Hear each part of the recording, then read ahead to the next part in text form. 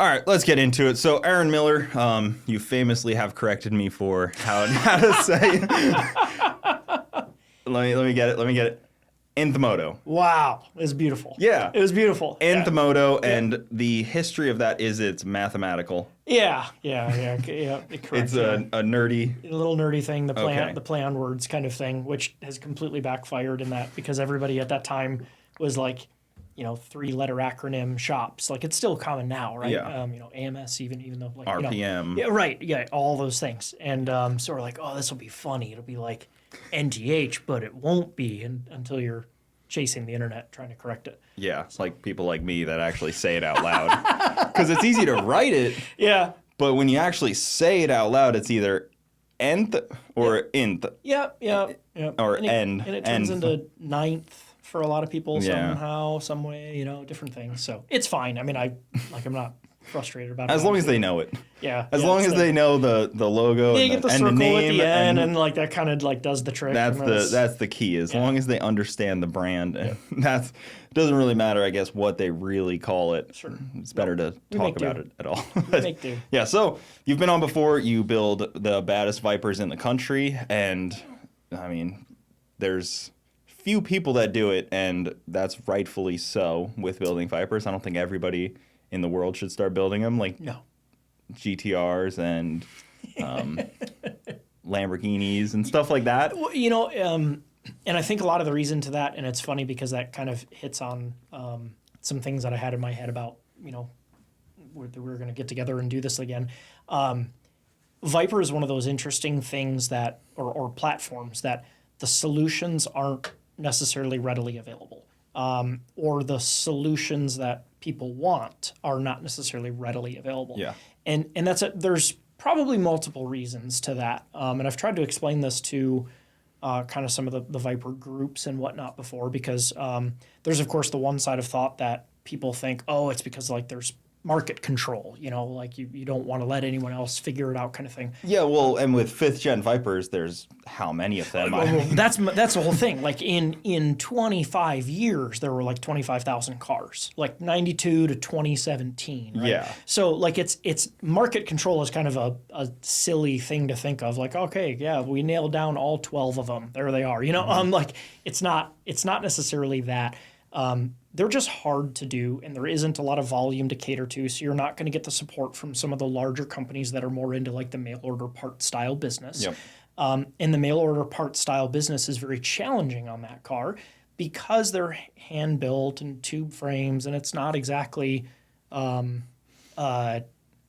perfect from car to car. Well, Dodge is a lot different than Audi on their build. No doubt. Of things, especially previous to the Gen 5. Yeah, and it's a legacy car in a lot of ways. Like the chassis has not changed very much from 2003 to 2017. Mm-hmm. So think about the way your 2003 Dodge Stratus may have been put together, and then maybe you've kind of like put in your head like, all right, that was, and that's not to take anything away from Team Viper. Like I think they did an amazing job of what they were given the opportunity to work with.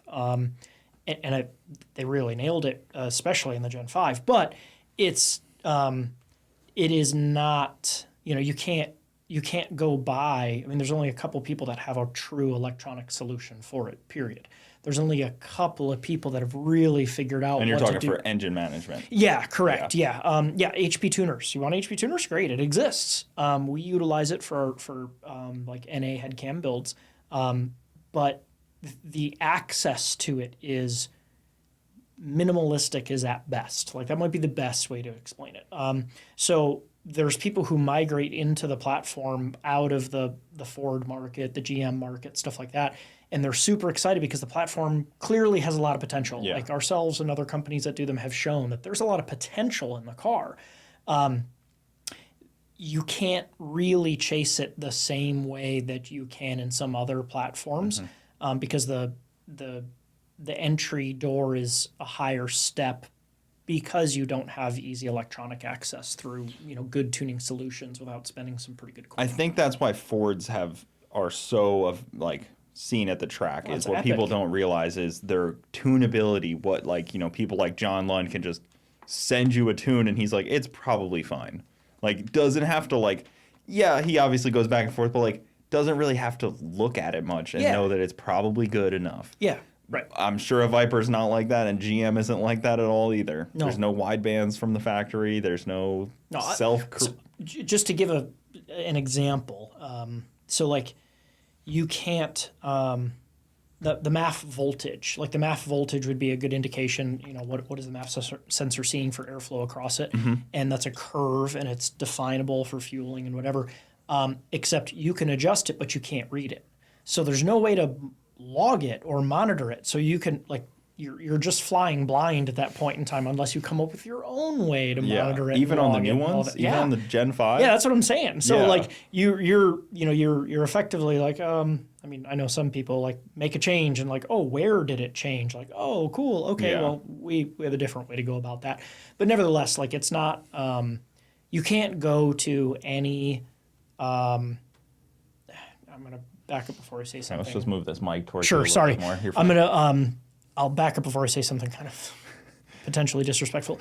There are not as many resources available to people to get calibration work done on them, first and foremost. And that's the deal, right? Like you can have all the parts in the world, and if you don't have really good calibration work behind it to go along with really good build quality, to go along with really good components to begin with, then it's not going to go well at some point. Yeah, the car's really only as good as the ECU and tuner behind it. It's a big part of it, for sure. Yeah. I mean, we see that with cars all the time. I talk about this with some of my friends. I'm like, you could give 10 people the same car, and it's going to do nowhere near what one person may have gotten it to do. Sure. Especially track conditions and stuff. But we're not even talking about that. We're just talking about a street car. Yeah. No, I'm just talking about like a functional vehicle. Yeah, because the amount of Vipers that are built and then the amount of Vipers that race on the track are probably, big amount. And then I mean, you had what, 3 at TX2K, and that's 4. Yep. 4 of them, and that's pretty much all of them.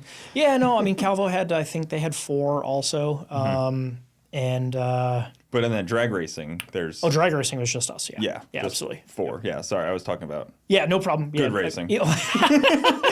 We'll get into that, right? Yeah. But in drag we were the only ones foolish enough to be trying to play 2 identical blue ones, which is funny to see. Yeah, it's kind of neat, which was funny. Very different builds, kind of similar looking, but made for a couple of cool pictures out there for sure. Those 4 cars, what are engine management on them? Are they all Motec? Are they all aftermarket? Yeah, they're all Motec. Okay, so when you're building one to drag race, you immediately are just like, we're just going to step right over. If it goes anything beyond I hate to use the term basic, but a basic head and cam car, it's going to get on it's like going the to go second it sees boost, it's like... Oh, absolutely, for us. There's guys that have done it successfully on... I mean, successfully is a varying term, right? Like, there are guys that have done forced induction on stock ECU-based configurations.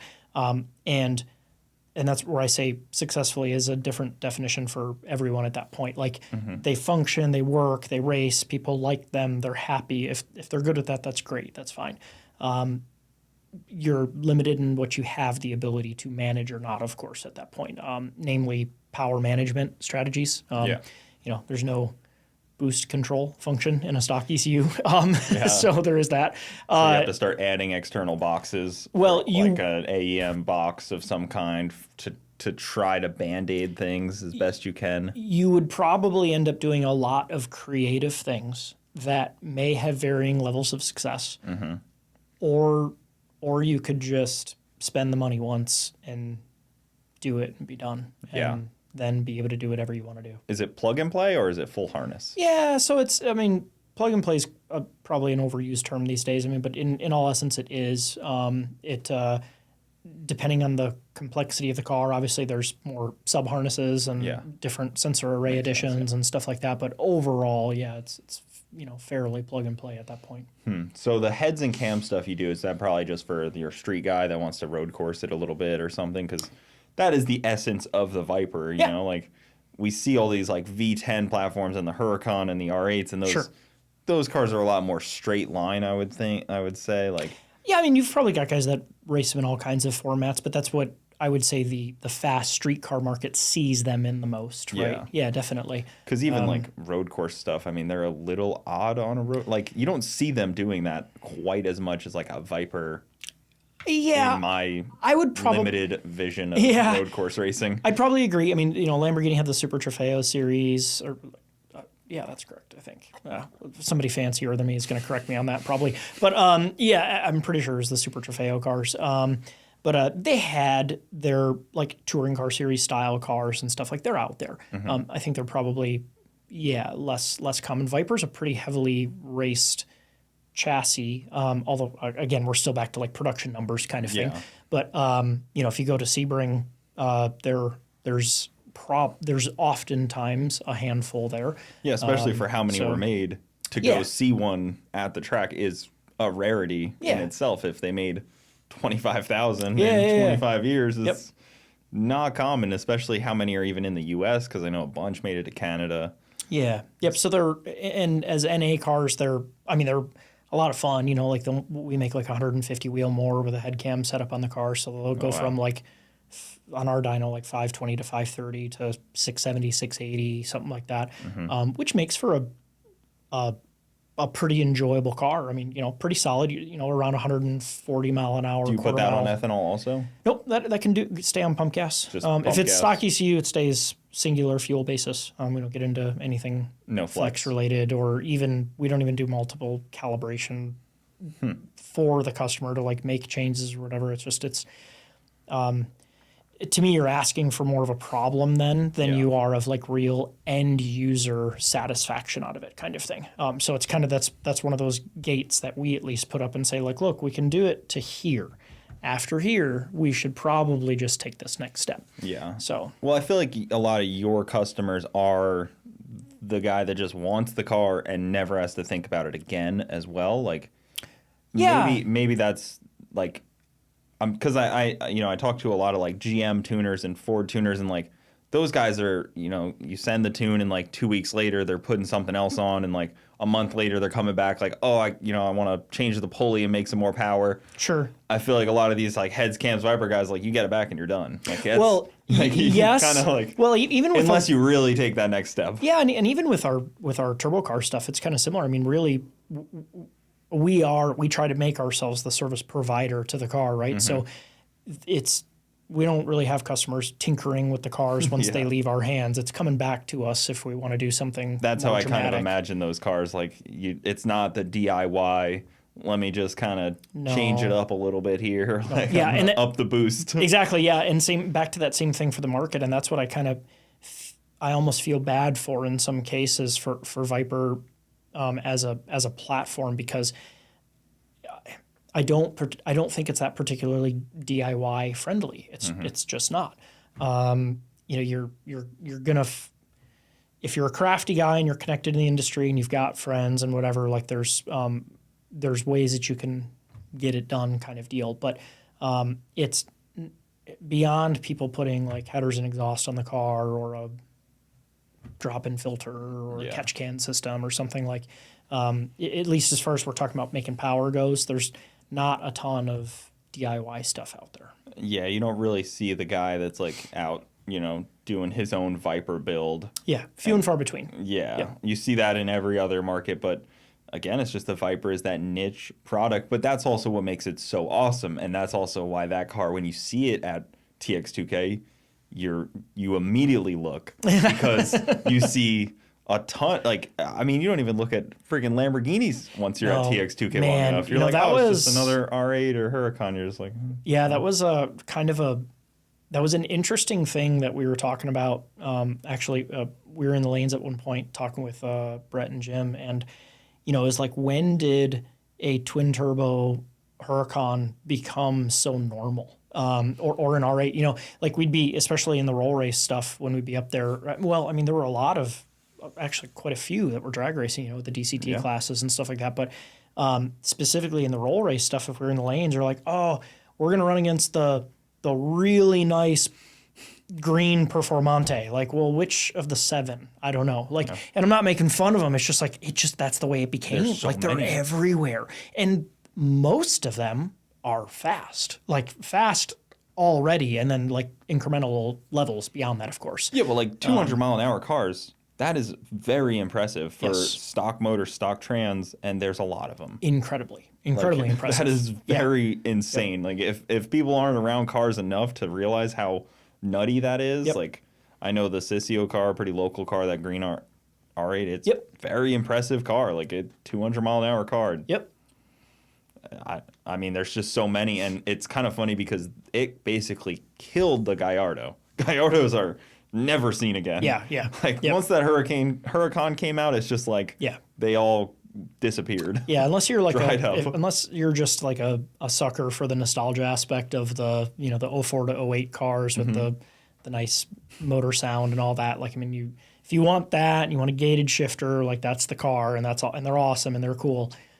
If performance 10/10ths is the main driving force, then that car really up the ante. But So- even like the Huracan, when you see them for sale, they're almost all turboed as well. yeah, right. It's like hard to find a stock one now. That's what it Yeah. seems like. And Yeah. I guess that's just because the tuning was opened up and Well- everybody makes turbo kits now for them. And there you go. So that's kind of ties into what I was saying earlier about like the platform. Like you can't really call a place up and get a turbo system for a Gen 5 Viper to get mailed to your door. Yeah. And honestly, if you could, I'd probably tell you good luck. And that's different in the market with the R8 and the Huracan. There are places that you can do that, a handful, right? And there's fuel system solutions and there's electronic solutions, and you can contract a guy that's tuned 50 others that run really well, and you can get a transmission built from these guys. So you can do that. This is my fear for that. If that's, I don't know if it's the right word, but those cars have gotten so fast with the ability for someone to, for the most part, order the parts in and put it together. And I'm not necessarily saying like you're going to in your 2-car garage. Like I'm sure that exists too. But like Yeah. I'm saying a shop that there's companies that have experience working on cars, just plainly like that, right? That are able to order this engine and this turbo system and this fuel system, this electronics and so on and so forth, and put it all together, and they contract someone to tune it, and that goes great until it doesn't. And that's my only concern about that, because like what I mean is if the place that's putting those cars together wasn't involved in creating that solution or engineering that product from the beginning, their ability to diagnose and fix or remedy or evolve or any of those things is just going to be less. And that's okay for some people, but it's not once you run into breakage, right? Because that's the dangling lure with those cars. It's like it's so easy to go fast.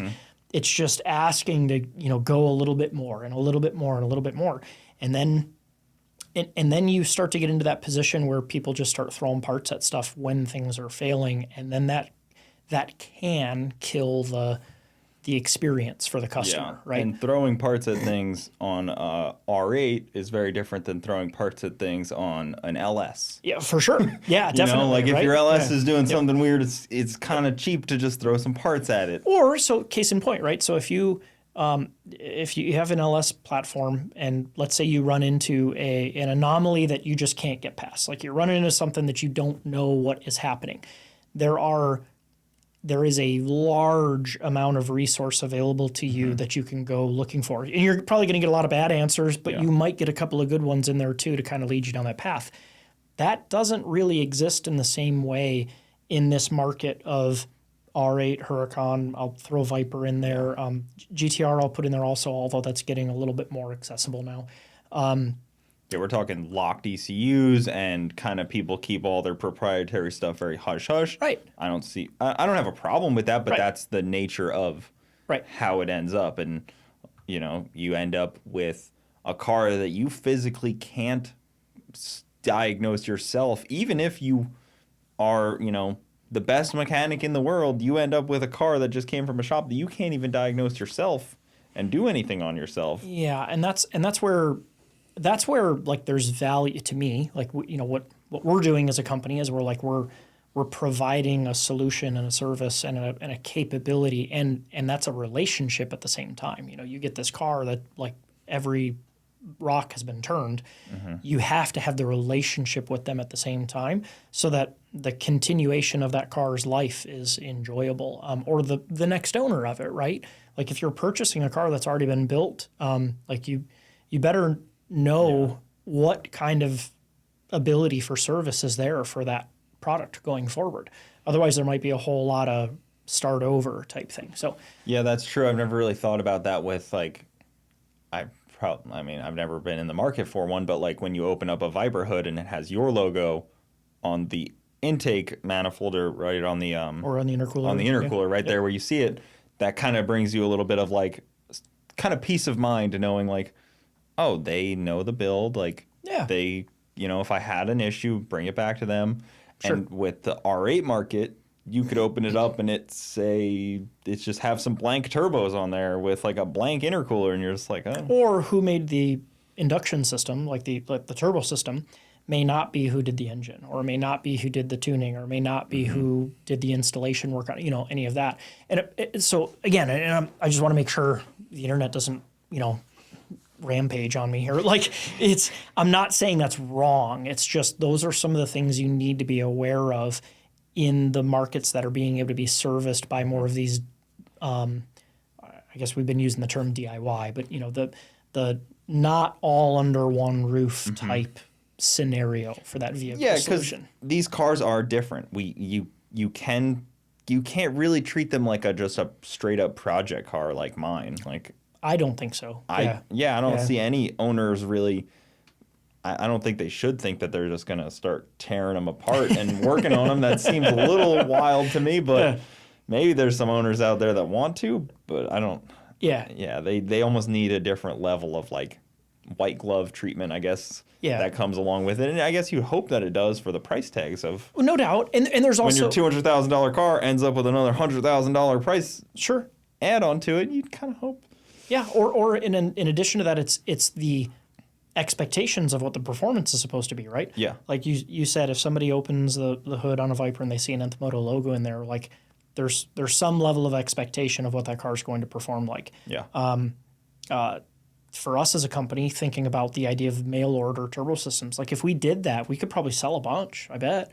But then our brand is then associated with something that we don't have control over. How well was it put together? How well was the car executed? You know, what is the finished product like? And I don't want that. We don't want that. Yeah. And even like certified installers maybe is probably the farthest extent. Yeah. Like that would be about it. Yeah. I'm sure you would probably think of maybe one other person that could be a certified installer of your kit. It's like, there's just, I don't think people necessarily understand. Yeah. I don't think people necessarily understand the amount of work that goes into these complete vehicle build type scenarios. And I say that just because, like, at least when you look at one of our engine bays, you know, we oftentimes people will say like, oh, it looks really stock or this and that. And that's great. And I mean, that's kind of what we're going for. That also takes a lot of effort, right? That takes a lot of time. That makes it hard to work on. It's not, you know, super serviceable like that. And then underneath the car is wild in like how much is crammed in kind of thing. I just, my honest gut is that people don't understand the hours that takes. So for people that have turned wrenches on their own, that have built cars and done it, like even sometimes they might not necessarily get it because in their mind it's like, oh, we have to run this one fuel line from the front of the car to the back of the car. Okay, cool. They may not understand or look at it in the way that we are about, at least in this like OE style build layout. Like, okay, well, it needs to stay away from this because if we need to pull the transmission down, we need to not have to remove the fuel lines, or we need to have access to this piece over here, or this heat shield needs to still remain. We can't just take stuff and rip it off the car and throw it in the dumpster, and like all that stuff has to stay. It's just different. And I mean, I know our customers that get the cars definitely understand it when they see it.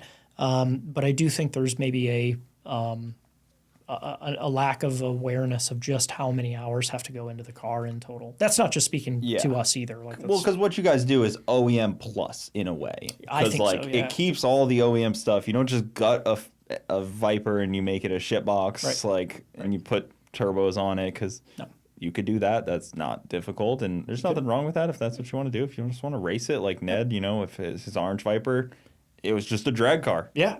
He gutted it. He raced it. That's what he wanted to do. Right. There was no need to keep all the factory stuff. No, he was smarter about it than the way we went with really a lot of it, right? Like, but if you want to have an actual street car that does make 1,800 to 2,500 horsepower on a street car, you're gonna want the AC in your Viper still. Yeah. Well, and that's the customer expectation thing, right? Like where like those expectations keep going up, and we're our own worst enemy with that, right? Like we keep pushing the bar of what's possible before those things are not there. So, like now we've been 670s with a car that has all of that stuff in the car, right? What, 3,800 pounds? 4,020 with me in it.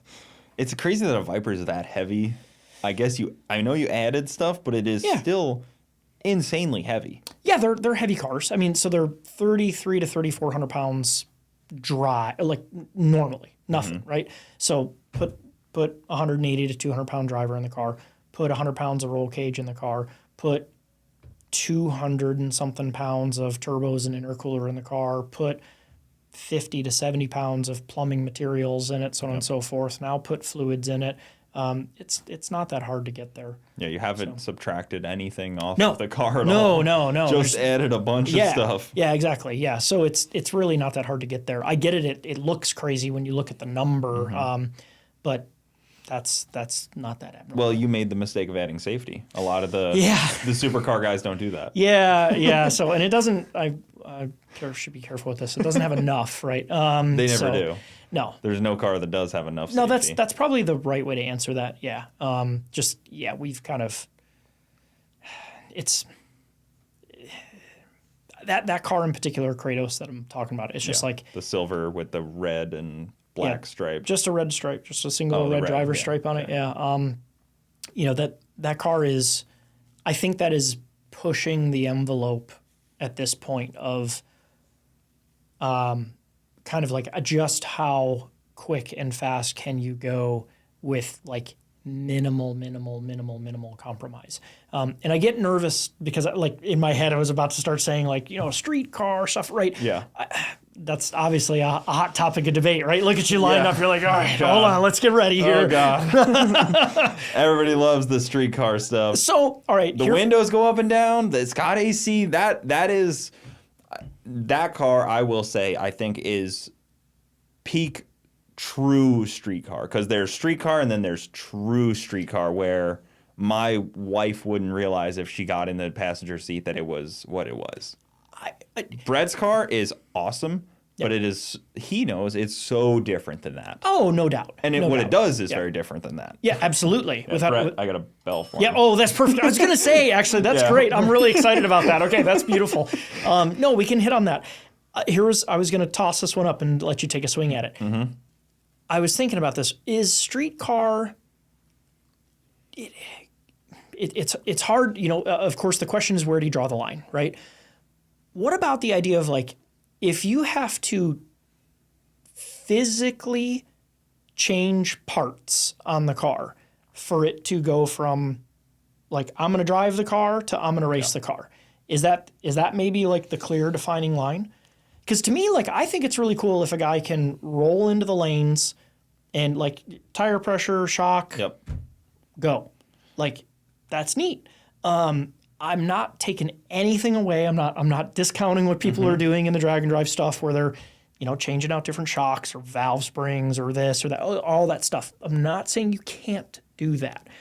I'm just asking, is that maybe like one of these places where you can look at it and say like, man, that things change once you're like doing it that way. Well, that is why I said, Kratos is the baddest like true street car. Like That's a really bold statement.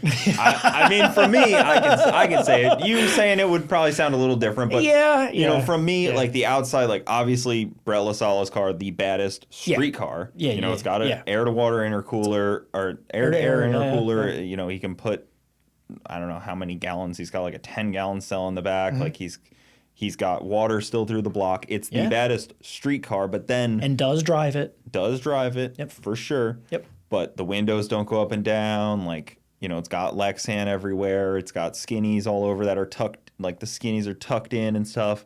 And then you look at the way that Kratos sits, where it's got the R888s on the front, right? Yeah, it's got a 19. Yeah, it's got a 19-inch tire up front, still has AC. 15-inch carbon ceramic brakes. Yeah, so that's where I, like, you know, draw the distinction of, like, you know, if you were really going to fool someone, of like, you park them over there and you're like, which one's the street car, which one's like the race car, you always will look at Kratos and be like, oh, that's a real street car. I think so. Yeah. Like it doesn't. You can fool a cop. Yeah. There are no, like, when we goes to the racetrack, like it's, and I wasn't posturing this because this is the way that car is. Like I mean that wholeheartedly. That car, you set shocks on it, we do tire pressure.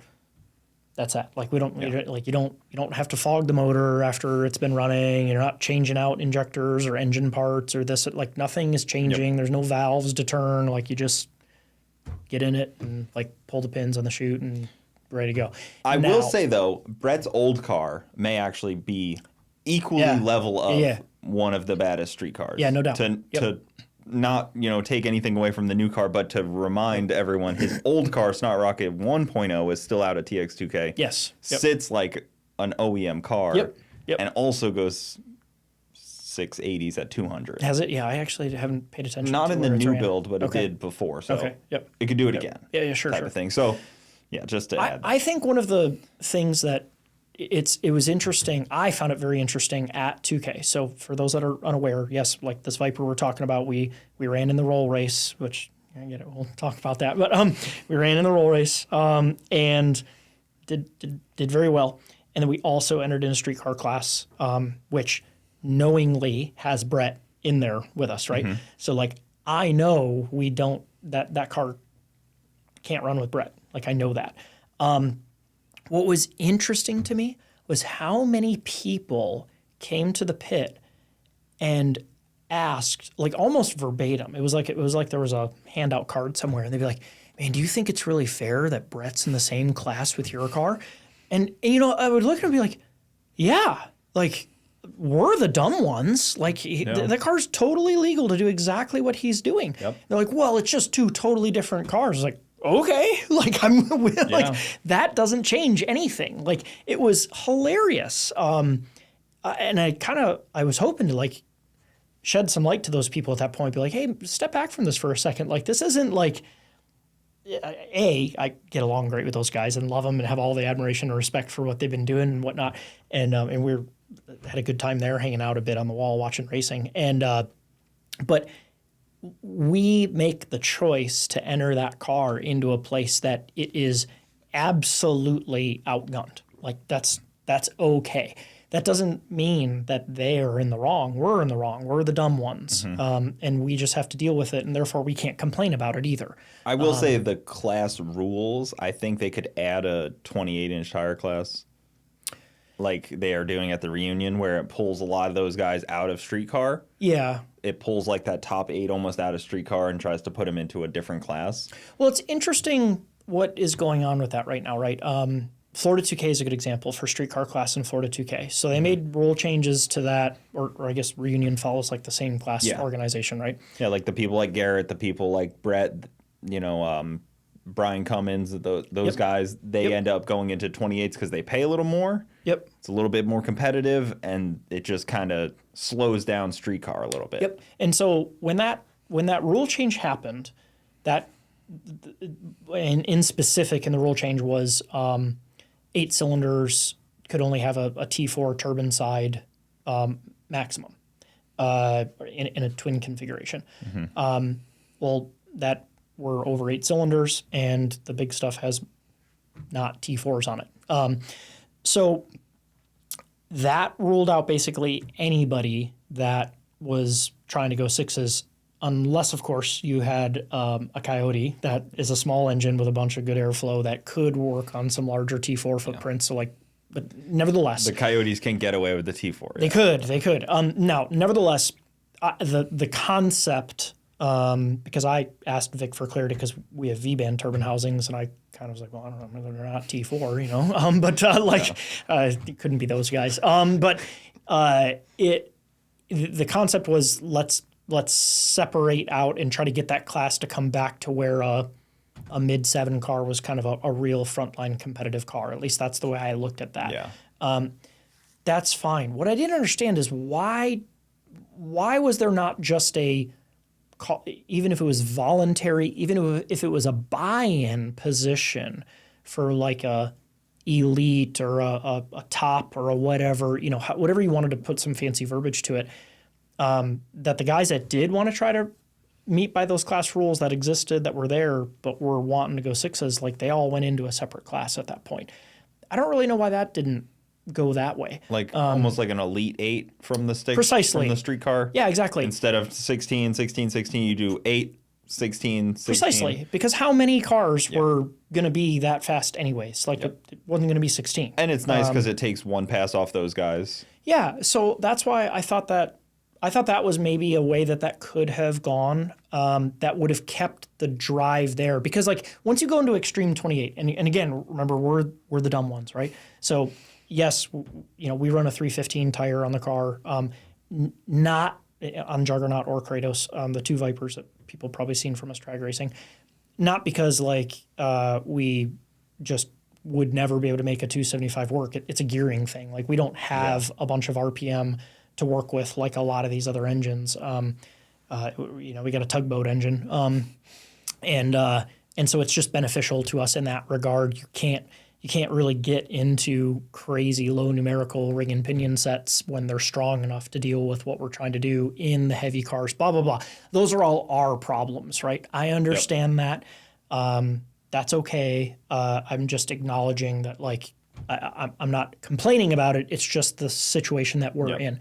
So we would have to go on a 28, and then we would be a 3,800 to 4,000 pound 28-inch 275 radial car that doesn't have enough gearing to make it out the back anymore now anyways in quarter mile stuff, and we're on less tire, and we're running against stuff that legitimately is fast small tire stuff. Like, well, for us that doesn't make sense to, like, it's just a waste of everyone else's time at that point, you know, for us to try to jump in there and do that. Yeah. And your car, you know, like a lot of the difference that I see is it's a marketing car as well. Yeah, sure. Like Brett has no need to build a car like that because he's not trying to sell anybody kind of that type of car. Like you're using that to showcase what you do. What you can do. Yeah. Exactly. So it's kind of like apples to oranges there. You know, totally. There's like your car to show customers what you're kind of getting involved with is so great. And if it was a full blown race car, people would be like, well, I'm not really, that's not what my car is going to be like at all. Applicable. Yeah, right. Like, much less applicable. It's not going to sit like that. It's not going to look like that. And that's not race organizers' problem to deal with, right? Like that's our choice of like how those cars are positioned. But I guess I didn't necessarily know why would it not have been equally as exciting for the fans and for the racers and for everyone if there was just this elite class type thing. You know, when the Gainesville Florida 2K run, when they did that group up with Prospero and those guys, and that was like the opt-in thing where it was like, you know, grabbing some from stick shift, grabbing some from streetcar, grabbing some from here, everybody can toss in and do this like really gangster shootout. Like that was exciting. That was awesome. Yeah. I felt like something could have been done similarly, and the fast guys out of streetcar would have migrated into there or just automatically, like you said, make it a field of 8 and then, you know, roll it down there. Well, even at TX2K, that 2J class took a lot of cool cars that could be in a 28-inch tire shootout. Yeah, right. Like White Rice is coming to Reunion to shoot out with Brett and you know, Larry with the orange car, Victor with his other car. It brings in not just street cars. Yep. So then now Brett looks like the idiot because he's the guy with the alternator, right, and the air-to-air intercooler. So he's the one that's like, oh, sorry, he's the one that's now in the wrong class because he's got probably 400 pounds on some of those guys, a bunch of those cars in that class. Yep. I know White Rice is heavy, but like, it's a class legal car, so they can change the turbos and stuff. Yeah. Now he's the heavy guy in that class, which right. is kind of funny. But he could step into street car, but he decides to go run with the faster cars, which not everybody would do. A lot of people would. You got to give him a lot of credit for that, right? Yeah. A lot of people would come beat up on the street car guys. Why not? Yeah. Yep. But then also, if something happens and you lose in street car, you're also fast car that lost. And is that not where things started to like? And I'm probably sound grouchy, but like when the street car races started getting away from doing the cruises and stopped, like when that stuff stopped, like it just made it so much easier for cars that fit the rules, but like just were aggressive versions of it, kind of thing. It just made that easier and easier and easier. And so I don't know. I think there's the disparity walked away a lot, like the top cars to the bottom cars. Right. But then I always worry, like you do a street cruise and like, the middle, lower 10 people that have like low budgets, kind of, like they're doing it themselves. Those guys end up not making it. And then you're like, oh, well, the fast guys all made it. But then like the middle of the pack guys kind of didn't make it. Yeah. And I don't envy the position for event organizers at all about trying to figure out like how can it be the most encompassing for everyone to have a good chance at having fun. I see that as challenging, no doubt. For sure. And there's a lot of people I don't want that job. No. And there's a lot of people, like the people that were coming up at 2K, right? There's a lot of people that can't accept the fact that like it's not always going to work out in your favor. Like you're going to, you get in where you fit in type thing, right? Like you just deal with it and you race where you can and you choose to do it or you don't choose to do it, I chose not to drive to TX2K for, index racing and getting stuck in B group. Yeah. Like I love heads up drag racing, but like heading out there and they're like, you can't go faster than, 770. I'm like, well, then like that kind of like defeats a little bit of the fun. Yeah. Yep. Just as fast index class at that point. Yeah. Yep. And once you kind of get on your dial in, you're just driving the car. That's not for me. Yeah. Yeah, it gets boring. I can say that 2K this year was by far and away the best year I've ever been to it as far as the racing goes. And that includes dealing with the weather that they did. I think they did a killer job working around all that. Multiple days of rain. Yeah, definitely. But I feel like it was the most rewarding event, or the most rewarding version of that event going to, even with the oscillating schedule for those of us that were stupid enough to do roll race and drag race at the same car, and you're alternating, the car each day basically. But I also understand why they did that, and I think that worked out pretty well this year. So I mean, they do a good job. They just need to add, I think, they just need to change the streetcar class a little bit, and unfortunately, a lot of other event organizers play to what TX2K does, so that there's parity across the country and different events, and what FL2K, what the Reunion does. World Cup kind of does their own thing. Yep. Jason Miller runs a really tight ship there. I don't think half of the TX2K competitors would show up and they'd be like, oh, take your turbo cover off. How long would that take you? Like, sorry, what? Yeah, no, yeah. For us, it'd be like, we'll just go home. Yeah, like the low-mounted Mustang turbos. I'm like, what the heck? Yeah, but I mean, that's what they need to do, right? If they're trying to be legal about it. Class racing, right. But still, I mean, you kind of sign up for it. It's a frustration point. No, it was really good. I was impressed by that. Being a new venue, I'm a big fan of Texas Motorplex. We go there fairly often to test. So when I say fairly often, I mean like it's not like you guys can fairly often. You can I was like, wait, isn't that like 18 hours? Almost, 16-ish, 17 hours, something like that. So crazy fairly often. Well, it's like it's it's a good facility. The team there, TJ, Eric, all those guys, like they do a great job putting the track together. They're very accommodating. They do these nice test sessions where we can get down there and get some good data figured out. From the live I watched, TJ seemed like he had a really good handle on that track. I think they did remarkably well, especially given the difficulties that 2K provides. And I say 2K because just like you get people that drive into the sand trap and then come back out and drive down the racetrack. Temperature changes, weather changes, the rain, and that track was still working. Yeah. Every pass I saw. Yeah. Yep. Left lane may have had a weird tree issue, but Yeah. I don't think anybody mentioned that. Yeah, I ran into that in qualifying actually. So that was something that caught attention and got kind of stuck out on a little bit. But like, I don't. What are you gonna do? What are you gonna do? I just didn't see much after the event. I was like, nobody gonna talk about how left lane's tree was going red because the rollout was weird? Yeah. We're gonna pretend that wasn't a thing because everybody's going red in left lane all of a sudden. Yeah. I don't know the answer to that. But like, the track can't come out and say anything was wrong after the fact because then all of a sudden you're the guy that went red in left lane and you're like, what the? Well, they can't, but at the same time, like, I get that they probably won't, right? But at the same time, that's like events that have made poor decisions during an event that choose to not come out later and say, hey, you know what, maybe we should have reconsidered or done that differently. I always think that's big of people when they can own it and do better. There's nothing that can be changed in hindsight. It kind of is what it is, but at least there's acknowledgement that something could have been done better or different or something to improve on the year after. Yeah, it was a bit of a bummer to see that as a thing that took some people out. Yeah. Because that's a rough way to go out. Yep.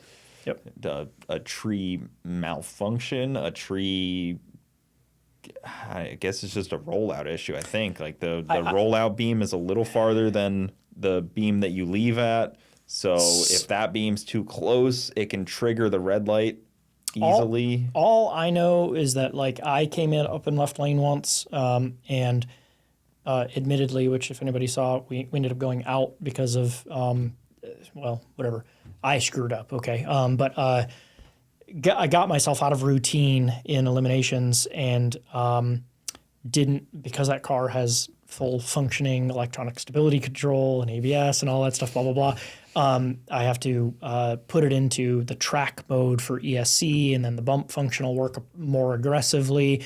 And anyways, don't tell me it bumps with one of the pre-existing steering wheel. No, it does have a separate button in there for it, but you use the pre-existing launch button on the steering wheel for the trans brake and stuff like that. I was going to say, because I feel like I could see that being like, oh, let me try this, but I just know in my brain that would not work. So it would be cool, and we thought about it, right? Yeah. But what ends up happening is like, okay, if you actually want to have your hand over to the shifter after off and this, yeah, right. It's like at some point you get a little twisted up on that, like, well, we can just put a button, like it'll be okay. But does it go through the clock spring at least? Or? It's actually on the dash. Okay. So that's that was something that we did before the event, and great and dandy, but it's touchy because it does have 15-inch carbon front brakes on it and stuff, and it's a low gearing car, so like all these different things, it just makes it a little touchy. So wait, how do you drive that car then? Where's the buttons? Okay, so trans brake and bump. Trans brake is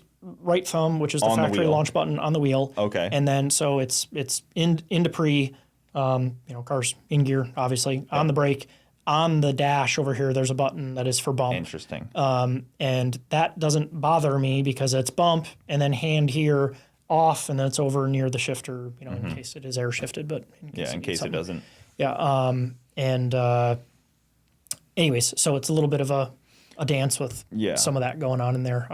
Again, it's not a race car. Exactly. So it's kind of that's why I was kind of curious, because you look in my car and there's you don't see anything besides a little screen and two buttons on the dash. Yeah. Well, and there's some of the silly things you run into, the stereo, obviously, if that's been on in the background and I've heard it but not realized it, so the car's running, but then there's music and you're like, oh man, turn the volume down, stuff like that, and just kind of some silly things. But well, even with how much sound deadening there is in that car is probably weird too, because you know, when I'm racing, I listen for the other car. I listen to when he starts to get up on his brake. No, yeah, you can't. You probably can't hear Very, as well. very difficult. Because that's how it's designed. Yeah, that car's pretty loud to begin with in the car. And then, yeah, it's actually a pretty sealed up cabin, so it's really pretty hard to hear anybody else.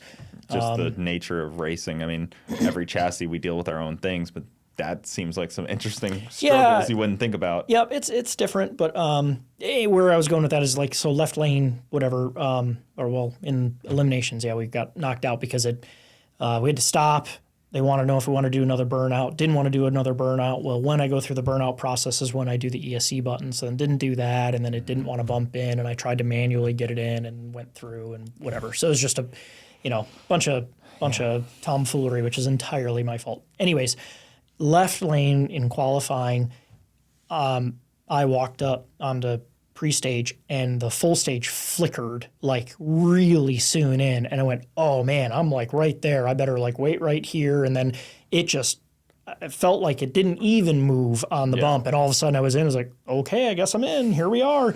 Well, I didn't think until after the fact of like, okay, that wasn't right, like that didn't play out appropriately. So whatever that means, that's all I knew. It's weird. I know Jim and Brett, they strategically made sure they always got lane choice. So they never ended up in left lane. Sure, just in case. On any other passes there, like we weren't risking that. Yeah, so makes sense. I was like, pretty smart thinking. Yeah. There we go. Thank you. That's smart thinking though, because I was like, I wouldn't even have occurred to me like they didn't have to run out every pass probably. No. So to know that you were running out every pass, know that you're putting that extra wear and tear on your car. Yep. Man, 8 qualifying rounds. Yeah. You know, some people I saw were complaining about that. They were like, I had to run 8 qualifying. You didn't have to. Yeah, he sure didn't. They were the same people that were telling me it was unfair that Brett was in the same class as us. Just because they were there. Yeah. I mean, me and Jim have talked about this too. Like, if you need more than 2 or 3. Yeah. You're going to have a bad time. Yeah, we sat out after round 4. We didn't do anymore. Yeah. Now, partly because we had a whole another race to do with the car, with the roll race stuff, and didn't want to just keep, going back and forth and whatnot, which is just like I can't believe changes, they got through that many, though. Yeah. That was smoothly ran, and there was oil downs, there was crashes, and somehow they were kept pushing through. That's what I'm saying. From a racer perspective, it was I not trying to exaggerate, but I think by far and away the best 2K that we've participated in. Yeah. And then you did the roll racing. So what's your favorite? You have an interesting take on it from, you obviously you live in a different world than me with the cars and the people and your customers. Well, yeah. Then I'm more of a just like, drag race, don't really care about the fit and finish of the car, I guess, and I don't have customers. I'm not trying to sell anybody anything. Right, yeah. So you have a different opinion of it than I do. Yeah, I suppose. I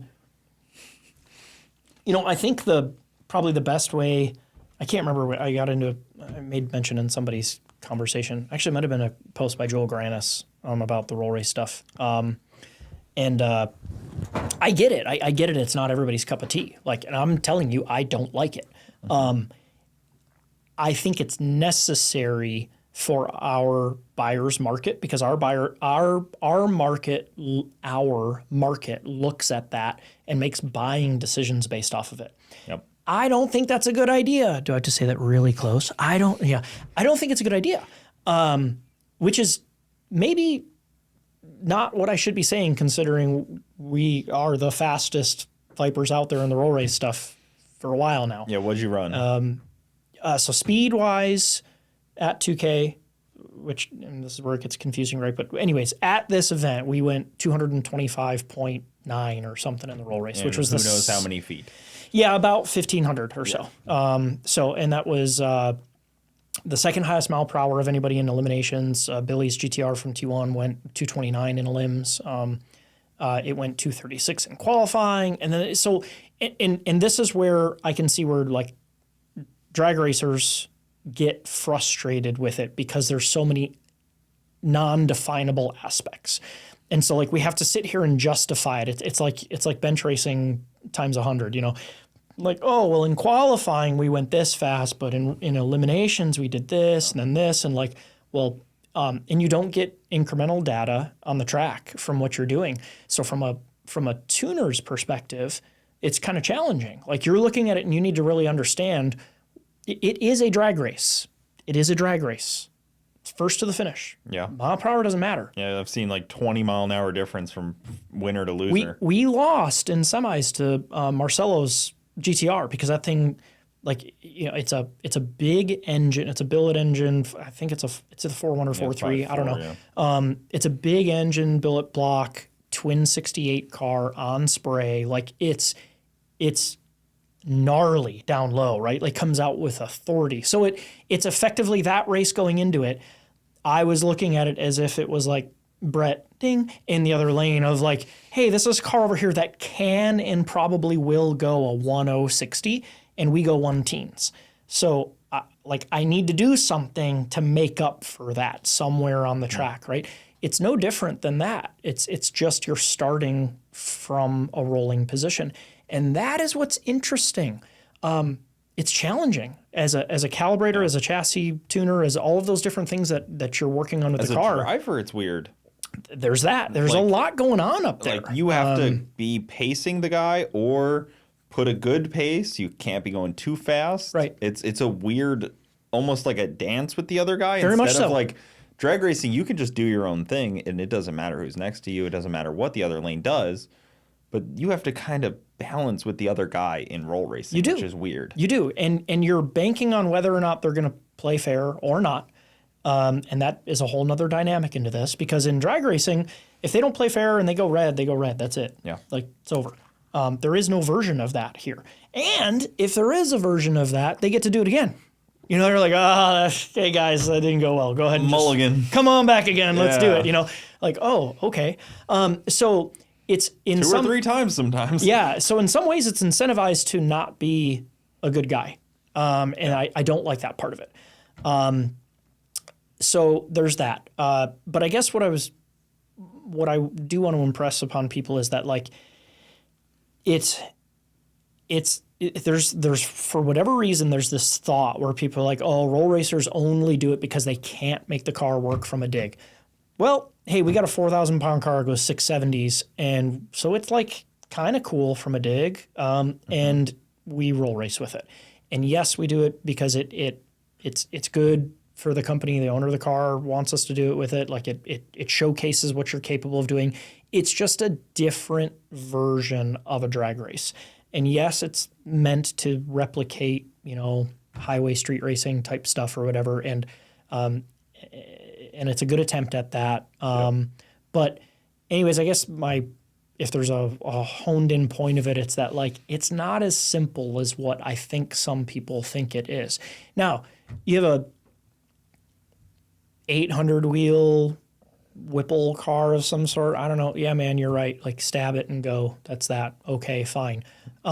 If you're trying to make a 3,000 plus horsepower car react without a trans brake leave or without a clutch dump or whatever, like that's very different chassis dynamic, trying to get that power to apply from a rolling movement where you don't have that that energy transfer in from the trans brake release or clutch or any of that type Especially your stuff. rear-wheel drive deal. Big deal there, right? Yeah. That's a very big Achilles heel to Yes. roll racing Yes. in a lot of, I mean, from everything I always see, it's always all-wheel drive cars that kind of podium Absolutely. for the most part because you don't really do that burnout. There's not that initial bite of that first 60 feet Correct. that you're To kind of set the counting car. on. Yeah, right. Once you plant the car in that first 60 feet, you kind of have it steady. Right. But in a roll race, You don't get that. yeah, it's a weird deal Yeah. on rear-wheel drive. Yep. And rolling anti-lag is a tough thing to get right because you only have maybe 40 feet to have it engaged and disengage. Or do you have a lot of distance because they don't give the green light for a while, but now you got to keep pace with the other guy over there. So do you disengage and do you get back on it, or do you set the rolling anti-lag so you can drive through it a little bit? You know, like so I guess there's just a lot more aspects to it than what I think people are maybe necessarily giving credit to it. I'm not saying everybody needs to think it's the coolest thing. I'm not saying everybody needs to, root it along, like none of that. Show it the respect it deserves. It's not even. I drive a Dodge Stratus. Yeah. No, it's just different. And I can't. It's kind of like the class choosing. Like I can't complain about it too much because we choose to do it. Like we could choose to not do it, and then that would be that. But it is still something that we try to showcase that we're capable of that one car doing both types of racing and being fairly successful at both at that point. So it's. I would say I personally don't think it needs to be a drag race. I know that sounds weird, but it could just be like a half-mile event. You had the fastest time. Congrats. You started at, check what speed they started at. Who had the fastest time? That's really all that it's kind of going for, because that's the main gist of it, like a half mile. Well, congrats, okay. Here's your card. You went 250, Theoretically, no, of course, you would probably never, ever, ever disobey local traffic laws of any sorts, right? But hypothetically, if you had ever been involved in a contest of speed in a highway type scenario, who wins? Like when you do that, is it the guy that went the fastest, or is it the guy who okay, he's out farther, I'm not catching him, that's that. So is that ET or is that speed? Yeah, that would just be ET. Speed doesn't really matter because you could spin a bunch and suddenly have, 20 mile an hour on the guy, but... So that's all I'm saying. That's why I'm like... For sure. It is different than, because we participate in half-mile stuff. Yep. I don't love it. It's thrilling when you do it a couple of times. I think the speeds are absurdly fast for what the cars are. But we have customers that do it. And our cars are pretty fast at it. That's great. But yeah.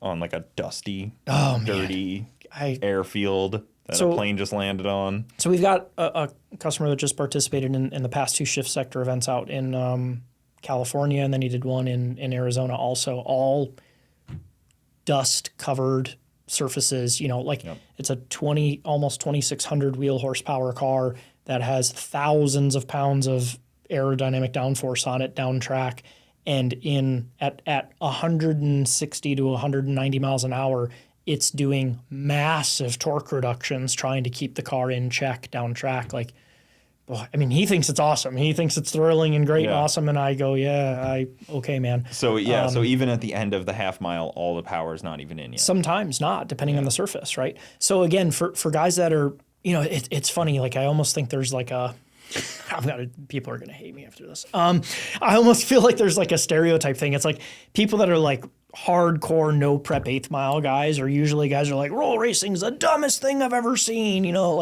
but those guys are all about power management on surface, right? Well, that's what the roll race stuff or the half mile stuff is. It's very much so power management tuning.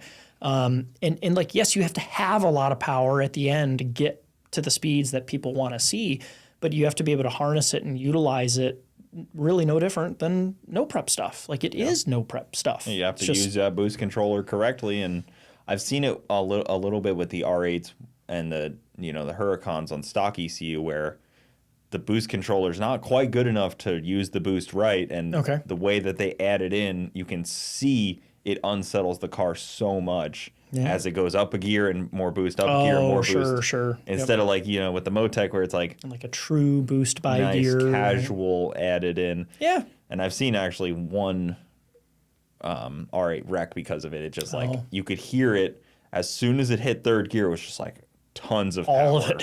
And I was like, third gear on the drag strip is a scary place to just suddenly add all your power.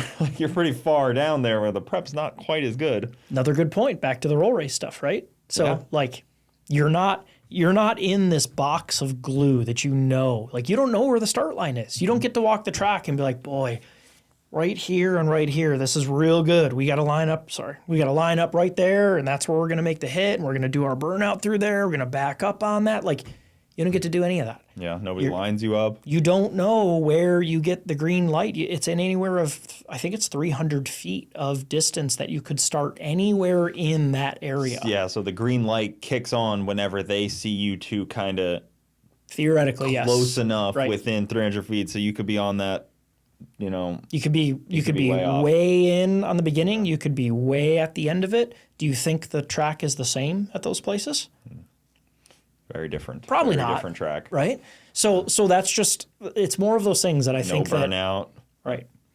I think it's makes more it weird. It's more of those things that I think people just don't necessarily understand unless they've been a part of it or haven't been a part of it at a car of that caliber at that point. Because now you got to look at that. Like, I mean, we're one of them. We're people showing up with a legitimate 6-second car to go roll racing, and we didn't win. Yeah. I personally have won a roll race event. So you're the hero of us all. See? At Streetcar Takeover, they were making fun of me. They're like, oh, you know, roll race and all this stuff. And they were like, you just, you know, you couldn't do it. So I entered the Camaro, won 181. I won the roll race event. There you go. And I was like, look. Where's the trophy? I know. I need to add it in yeah, here. right. Yeah. But yeah, I was like, see, All-time guys? roll racing champion. Just put a nice label over it. Yeah. But it gives me credibility because I can do it. Yep. And I can make fun of it, you know? And you can say you tried it and you experienced it, and you may say, you know what, I never need to do that again. And it was weird to do because they were like, do you have rolling anti-lag? I was like, no, I got a foot brake. And I'll just roll in with it. I promise you I'm not going to trans brake it from a roll. I don't think we're going to try that. I was just on my foot brake kind of trying to do it because, you know, you could have a 2J on my car and I could have a different button do something. But sure. I was not prepared, so I Right. just foot braked it and hope the nitrous did enough. Good for you. You And did it it. did. Yeah. It was not bad. I will say at the end of every pass, I didn't know if I won. Yeah. I looked around. I was like, was it me? Was it them? Yeah, was it Like, good? I know I got to the end first, I think. Like, was it a green light? Like, do we have to rerun it? I never knew if we were going to rerun it. Yeah. Yep. That was weird. I was like, that always confused me. That's why you need a stereo in your car so you can listen to the announcer. Yeah. No, I'm kidding. I know, exactly. That would make it actually pretty nice. I didn't even think about you could do that. Yeah, I can say I did that at 2K, like listening to like other people making runs, because then if you're in the car, you're stuck there, you know. So then I could at least listen to the broadcast of what's I've happening. heard stereo rules before where people are like, you gotta have a stereo in your car. Oh, really? Part of the rules. Oh, you know? okay. I've heard it before at like no prep stuff. Okay. Where they try to make it more street friendly. Okay. But, Fair. you know, then a Fox body still weighs 2,500 pounds with everything in it. Hey. No, I'm just jealous when I talk about that stuff. That's all. Last time we talked about putting one of your V10s in something like that. Yeah. Because it would be awesome, but Yeah.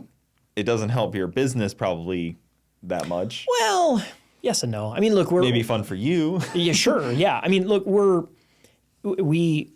not just Viper people, but I mean, that's what people know us for mostly. But like, we have a lot of other projects that we deal with, and moreover, we get approached by our customers. Like once we've done a project or two or whatever with them, then it usually turns into like, okay, well, I'd like to do this now. Like, could we do one of these kind of things? So, it'll, I don't know. I'll say next year there should be some more good racing stuff for us. That's pretty cool. So yeah, I would guess the Viper architect of person probably has more cars than just a Viper.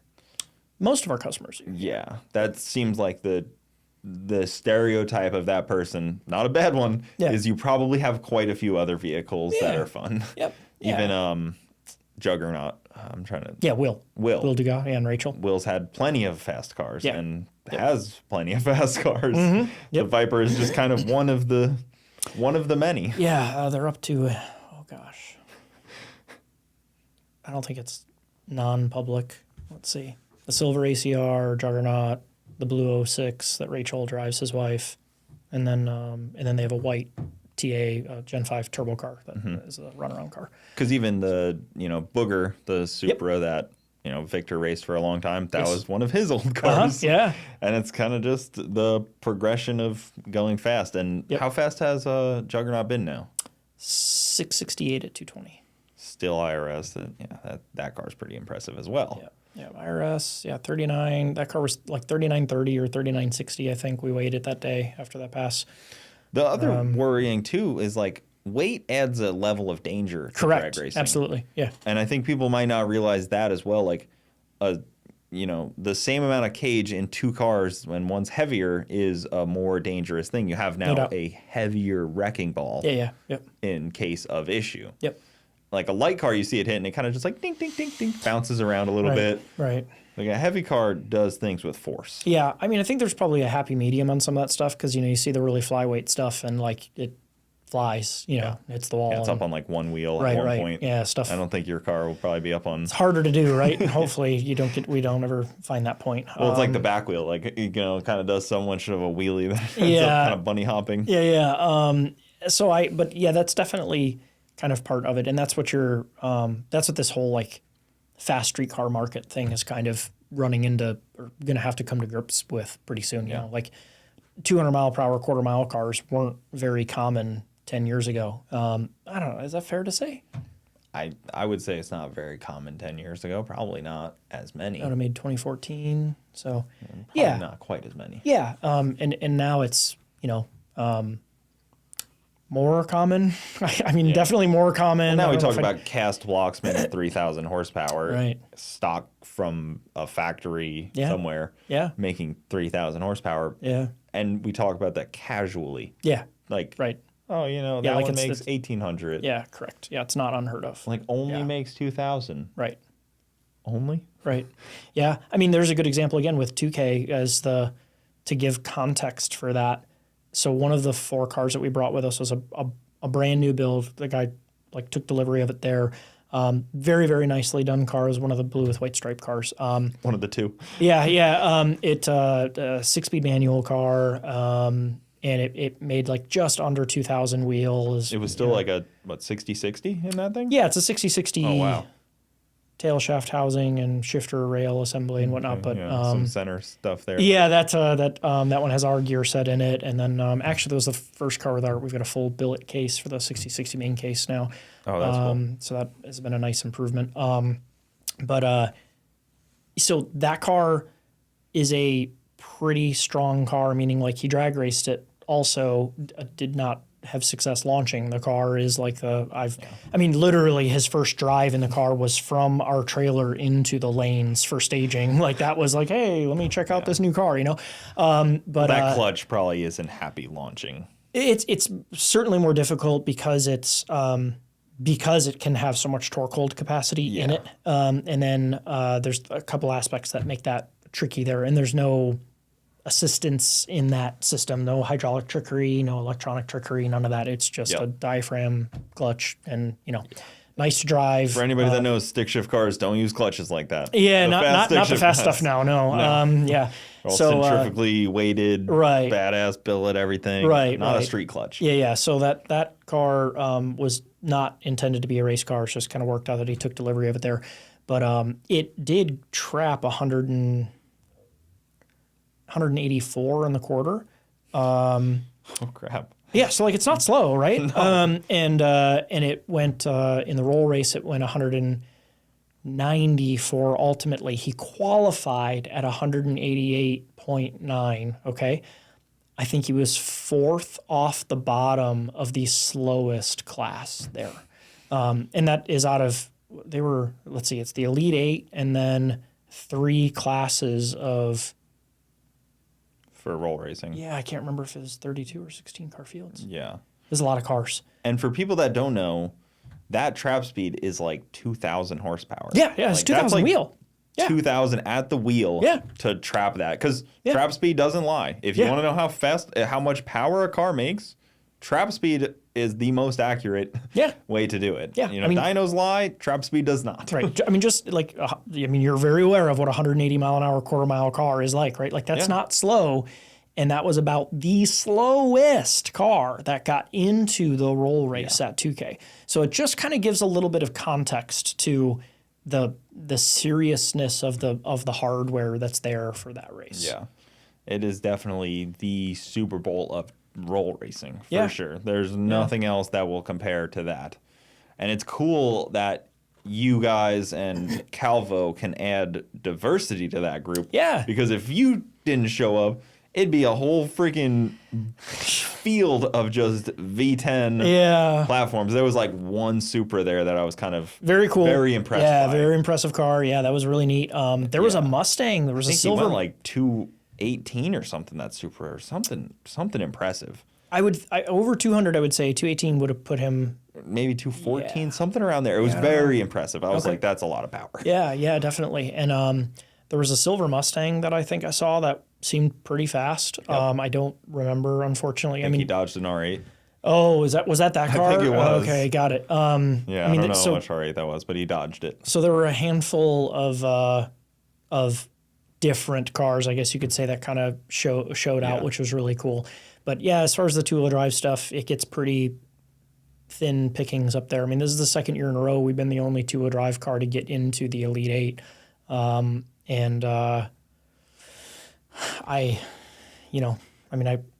It's hard. It's hard for me to swallow that as like an acceptable outcome, meaning like, oh, cool, we qualified, woohoo, like it's hard to feel that, to feel excited about that, but it does mean something. Like it is a victory in itself. Well, they give you a sticker at World Cup if you qualified. Like you're certified. They have like a certified badass sticker they give everybody that qualified because it's so hard to qualify. It's competitive, Yep. Maybe TX2K needs to look into a qualified sticker because it is cool. You add to your list of. I would think something. If you were in the Elite Eight, that's something pretty. Yeah. I hate to. It's not a participation trophy, but it's like a badge of honor. It means you accomplished something for sure. Like you put an effort to do that. You don't luck your way into that scenario. No. I'm very comfortable saying that. Mm-hmm. That takes a lot of effort to get a car to live at that level and run rounds at that level. And because even like what. T1 did, they qualified, but they couldn't, I don't know if they couldn't back that number up or if they just didn't have to back it up. Yeah, I don't know that answer. You know what I mean? Because it was a difficult feat. It was the stars align in a way. Yeah. Yep. Speaking of which, I was actually telling Jim that their pass today didn't count yesterday because it was an eclipse. I was already trying to put that in. I was like, I don't know, man, the eclipse and everything. Yeah, did it happen during totality or like what? I mean, was it like it's hairy. Maybe it changed, changed time space continuum type thing or something? If there's an eclipse and the gravity's messed up, right? Yeah, I don't know. Yeah, we probably would have gone threes if we ran in the same conditions too. Yeah, because the next one's not until 2045 in Florida. So, we'll have to try it again. That's why you went to Georgia. It was probably more coverage there, wasn't it? Yeah, if you go farther north, it was kind of sweeping across. Was it? See, we figured it out. We now know the secret. I know, and we won't be able to replicate it. Well, not for a while. No, it's going to be years. Yeah. Who knows how fast we're going to be going in 2045? Yeah. Will Coyote cast block still be all the rage? I don't know. I mean, my son's 3 months old. He'll be doing it by then. 3. I was going to ask. I thought you guys were around 4 or 6 now. 4 months, okay. All right. Yeah. I perpetually adding to that. So that's fine. It keeps catching up with me. 4 months now. So he'll be racing. You God just wait. I say that like I'm excited. It's fun. Yeah. No, I mean like it gets better. All of a sudden it'll be like, oh, it's been 6 months. Oh, it's been a year. Oh, it's been 2. Oh, it's just like everyone says it, and like I heard it from plenty of people along the way when we had our child, and the whole like, oh, enjoy the moments and all that. I'm like, okay, yeah, but then like as that time progresses, like, oh my God, they were so right. Yeah. So it's very true. And also in it, you're like, oh man, I can't wait till he's doing this. I can't wait till he can sit up on his own. I can't wait till he can kind of walk, so I don't have to carry him all the time. Yeah. Yep. Not that I don't like carrying him, but it'd be great if you could follow me. Yeah. So I can hold 2 things. I assure you there will come a day. And you kind of like rush it. Yeah, there will come a day where you're like, oh, are you sure you don't want me to hold you? Like, are you sure? So it'll happen. Yeah, and he'll be racing way faster, cooler things than me. I mean, maybe. My dad, when he was my age, he never raced, but I'm sure it was like, 15-second cars were the thing at that point. Yeah. So now if 6-second cars, and we're probably going to see the first 5-second street car this year, if I were to guess. Man, it might be on the radar, It might be. Yeah. If you think about that, so it's 2024, right? Yeah. 5-second small tire street car. Okay. People will claim that Pro Mod street cars have done it, but if you bought your VIN and then super glued it to your cage, I don't know how. I don't even know that I care that much about that. It's just like I come back to that idea of like there's so much changing on the car that it's like, yes, the car physically drove from point A to point B. I think actually wasn't in this most recent Sick Week, didn't Lutz say something like, make no mistake, these are race cars that are street driven or something? And like, and maybe it's just the first time I actually saw somebody say it, but it was like, hey, I'm glad that's acknowledged in that way. Again, not taking anything away. Like, I think that's so badass. Yeah, what they're race doing. cars that get put into street trim. Yeah, right. And For sure. I don't think it's not good or not cool or anything. It's just different than the way we probably all started. You know, I think back like when I was going to school in Ohio, and I was a stupid broke car kid, right? And my '86 Shelby Charger, and I needed to race, so I went to school in Lima, Ohio at UNOH. And, Shelby Charger. Oh, Wow. yeah. That's a unique car. Yep. Carroll Shelby didn't put his name on many things. No, that was a cool car. It weighed 2,360 pounds with me in it, and it made 407 wheel horsepower, 395 wheel torque, 2.2 8-valve non-crossflow Chrysler. So it was this giant piece of crap engine. Sorry, Turbo Dodge people, but it's not good. It was this really bad engine. So it taught you how to create airflow, because like it had terrible airflow to begin with, and then so you had to learn ways to make it work. Yeah. And I think that helped a lot for the way I started to process that of like, okay, well, how can we make this thing work better, kind of thing. And again, in a platform that there are no solutions. You know, back then when I was playing with those cars, you know, if you had one of those that was on any sort of standalone engine management, I mean, it was like science fiction stuff. I mean, like Megasquirt wasn't even a thing. Megasquirt was right? just coming around probably, and even then that was probably too advanced at the time, you know? And it was just like those guys were very, I hate to say stuck, but like it was just very, I've seen this guy do this, so I'm going to do something very similar to that. So like I did this wildly different header combination, and that was a world that was like dominated by log manifolds, and then like a big plenum intake manifold with a shorter runner, and like really went aggressive on the cam because it didn't have a lot of exhaust back pressure. And those were just like very fly in the face of what a lot of people were doing with those cars at that time. But it worked. Well, anyways, prior to the car being like decently powerful, I was the idiot that was like, okay, well, I want to race down at Edgewater in Cincinnati. And that was like, I think a Friday night race that I wanted to be there for. And then Saturday morning in Milan, Michigan, I wanted to be at a race that was up there. And then there was something else, I can't remember, Saturday night somewhere, maybe Marion County. And then, you know, back on Sunday for class on Monday type thing. And the wheel bearings were ready to fall out of this thing and stuff, you know, but like that was my only car. And so the whole concept was like, I was going to drive this thing down to the south end of Ohio to race there, then back across Ohio to race the next day, then into mid-Ohio to race that night, and then back for school. Like, that was the definition of streetcar stuff, right? Like, that was the only car I had. And I'm not saying that's the type of stuff that we need to be racing, but that was the feeling of success that I got, that hey, that thing actually survived through that, and that was cool to me.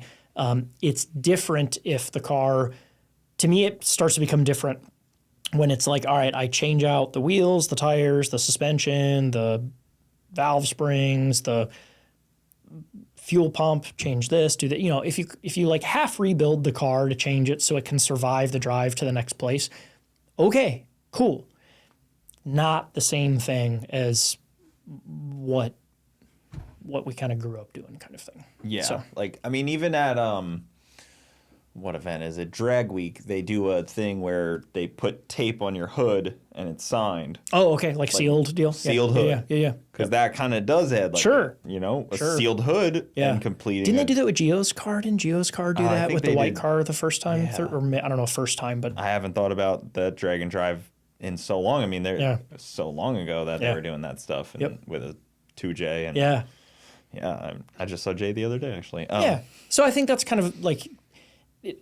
to me, that's super cool when people can do it in that kind of capacity. Yep. And I know those cars are at those races, right? Like, there are cars that still fit to that kind of course. My idea of what I say. They often don't get any publicity, though. Probably not. And Yeah. even like with your start, you were talking about a car that made what, like 180 horsepower, 200 horsepower. Oh, stock? Just even after, like, how much horsepower could you get out of it? Like, did you even get out of it? The Charger? Well, yeah, at its ultimate time, yeah, like, 407 wheel or whatever. Mm-hmm. Back then, it made like 270. It trapped like 117, 118 in the quarter or something like that. But even like someone now in that same boat is going to have 1,000 horsepower. Right, yeah, like the scale of what that's become now. Yeah, right, And that's like, probably true, yeah. It's kind of crazy. That was a time when like a 150 shot on an LS1, you're like, oh man, watch out for him, you know? Like, because now you can do that pretty quickly. Yeah. You can similar budget oriented, but that almost makes it more scary. You could get these like, I mean, shoot, even people go and sign a 72-month on a Hellcat, and now you have almost 800 horsepower with a pulley. Yeah.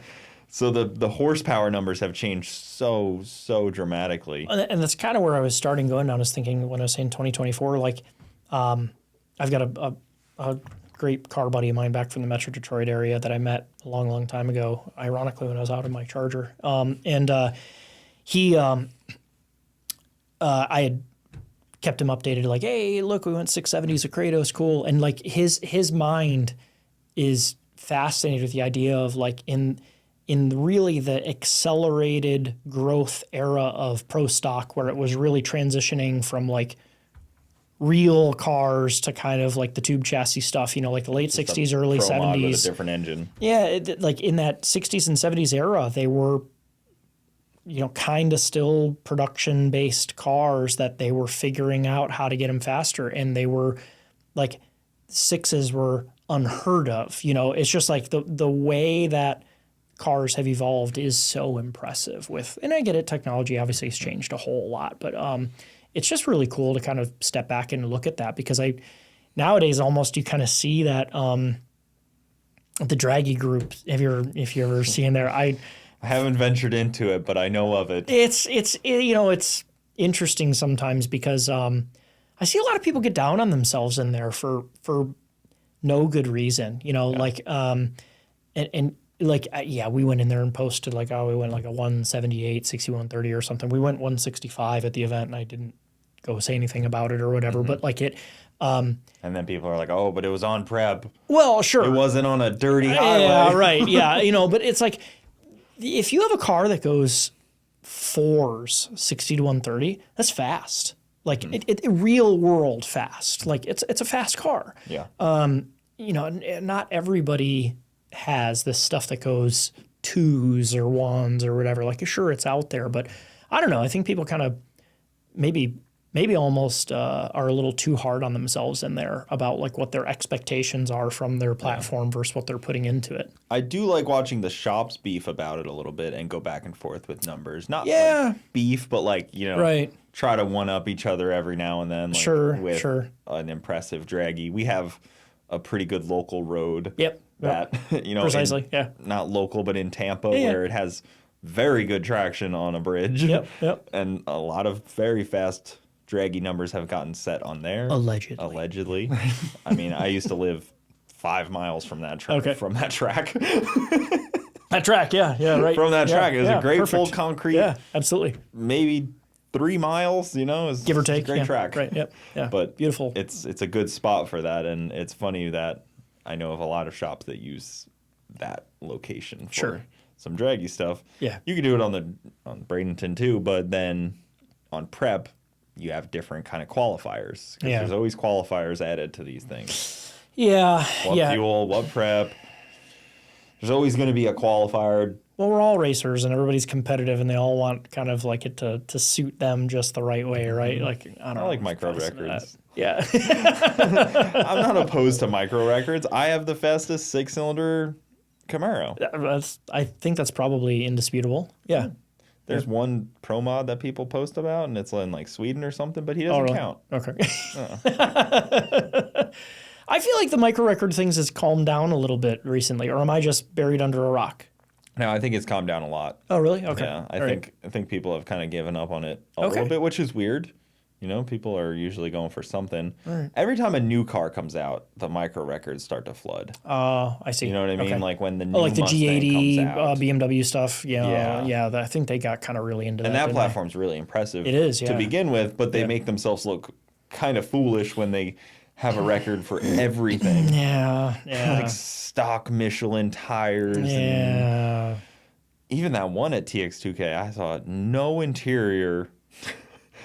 Just like a seat sitting out there and going, I think it went 780. So I was like, that's very fast, but it has no cage whatsoever. Yeah, that stuff, the Hellcat world is still pretty hung up on there. I think it's a cool car. I think they're very neat. The Demon 170s I think are super cool.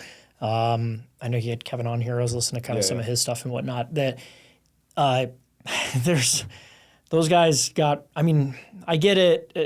Some of them maybe take it a little bit far, but like when people were trying to basically validate what Chrysler or Dodge, whatever they said that the car could do. A buddy of mine that has one of those cars, actually, his question always came because usually it was like, hey, I ran a 898, and then everyone's like, oh my gosh, is it a stock tune? Is it a stock this? Is it on the stock tires? Is it, like looking for all of the pertinent qualifiers, right? And so the question started becoming like, is it still on the stock air the car was delivered with in the tires? Like, are we down to that now kind of thing? It's like, golly, man, you guys just be excited that the cars are cool and they go 8s. That's great. And that's crazy in itself. Like, people are so jaded, like, oh, it's not an 870, it's an 890. It's right, like, right. That's a lot. Yeah. And even like with me, sometimes I get myself a little bummed out and get myself down because I see how gutted my car is, how cut up it is, how unusable it is in a lot of ways. And then I see what other people do, like Jim Braun, with his car full interior, so street car, all this, and he can go 200 miles an hour. Yeah. And his car is insanely good and reliable and consistent and very streetable. Still has the 88 that it came with. Like, it's a cool car. Good turbo 400. And I'm like, shit, like my car's got so much more like appeared done to it. But when did you do like if you really focus in on what is the differentiating aspect there? Is it the interior? I think just them sitting next to each other, the vibe almost that you get from them. Like I hate that word for it, but almost like I try to look at things from like a normal, just non-car person's point of view. Okay. And when they see his, they're like, oh, that just looks like a dealership car. Yeah. Like somebody traded that in almost, and it's on some nice weld wheels and tires. And that's the look he's always going for. Sure. But then you look at my car and you're like, oh, it's like a race car. But what would it take to change that on your car? Like, would it, like if it had some interior in it, maybe certainly that would help, but I guess I'm trying to get you to think about. No, I personally don't need it like that. Okay. I would just like it to be at least as fast as his car. Okay. Got it. You know what I mean? I don't mind having it cut up. I don't mind things being easily accessible. I don't mind the look of it, but it's not fast enough for how it sits. That's my worry is like, you ever see like a car that sits like a freaking real race car, like Fox body all lowered, tubbed and stuff, and then it goes out there and goes like a 780, you're like, right. Well, it doesn't really, like, what it presents isn't really what it kind of translates to. I get it. And that's what my car, I feel like, does. It presents less than it translates to, and Jim's car translates to more than it presents. And that's where I'm like, I get a little, jealous of some of these guys that have these cars that are so fast for what they have. How fast do you think your car, or how quick do you think your car would need to go for it to jive? I think probably at least just max out the cage. I think if it was a consistent low 7 car would be great. With a 2J is very difficult. Yeah.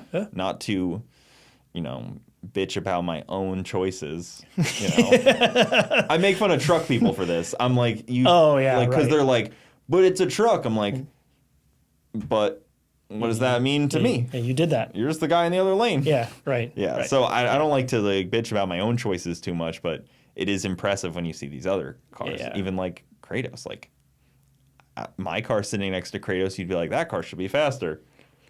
But it's almost a second slower. Nah. I've been 760s. 760s, yeah. Yep.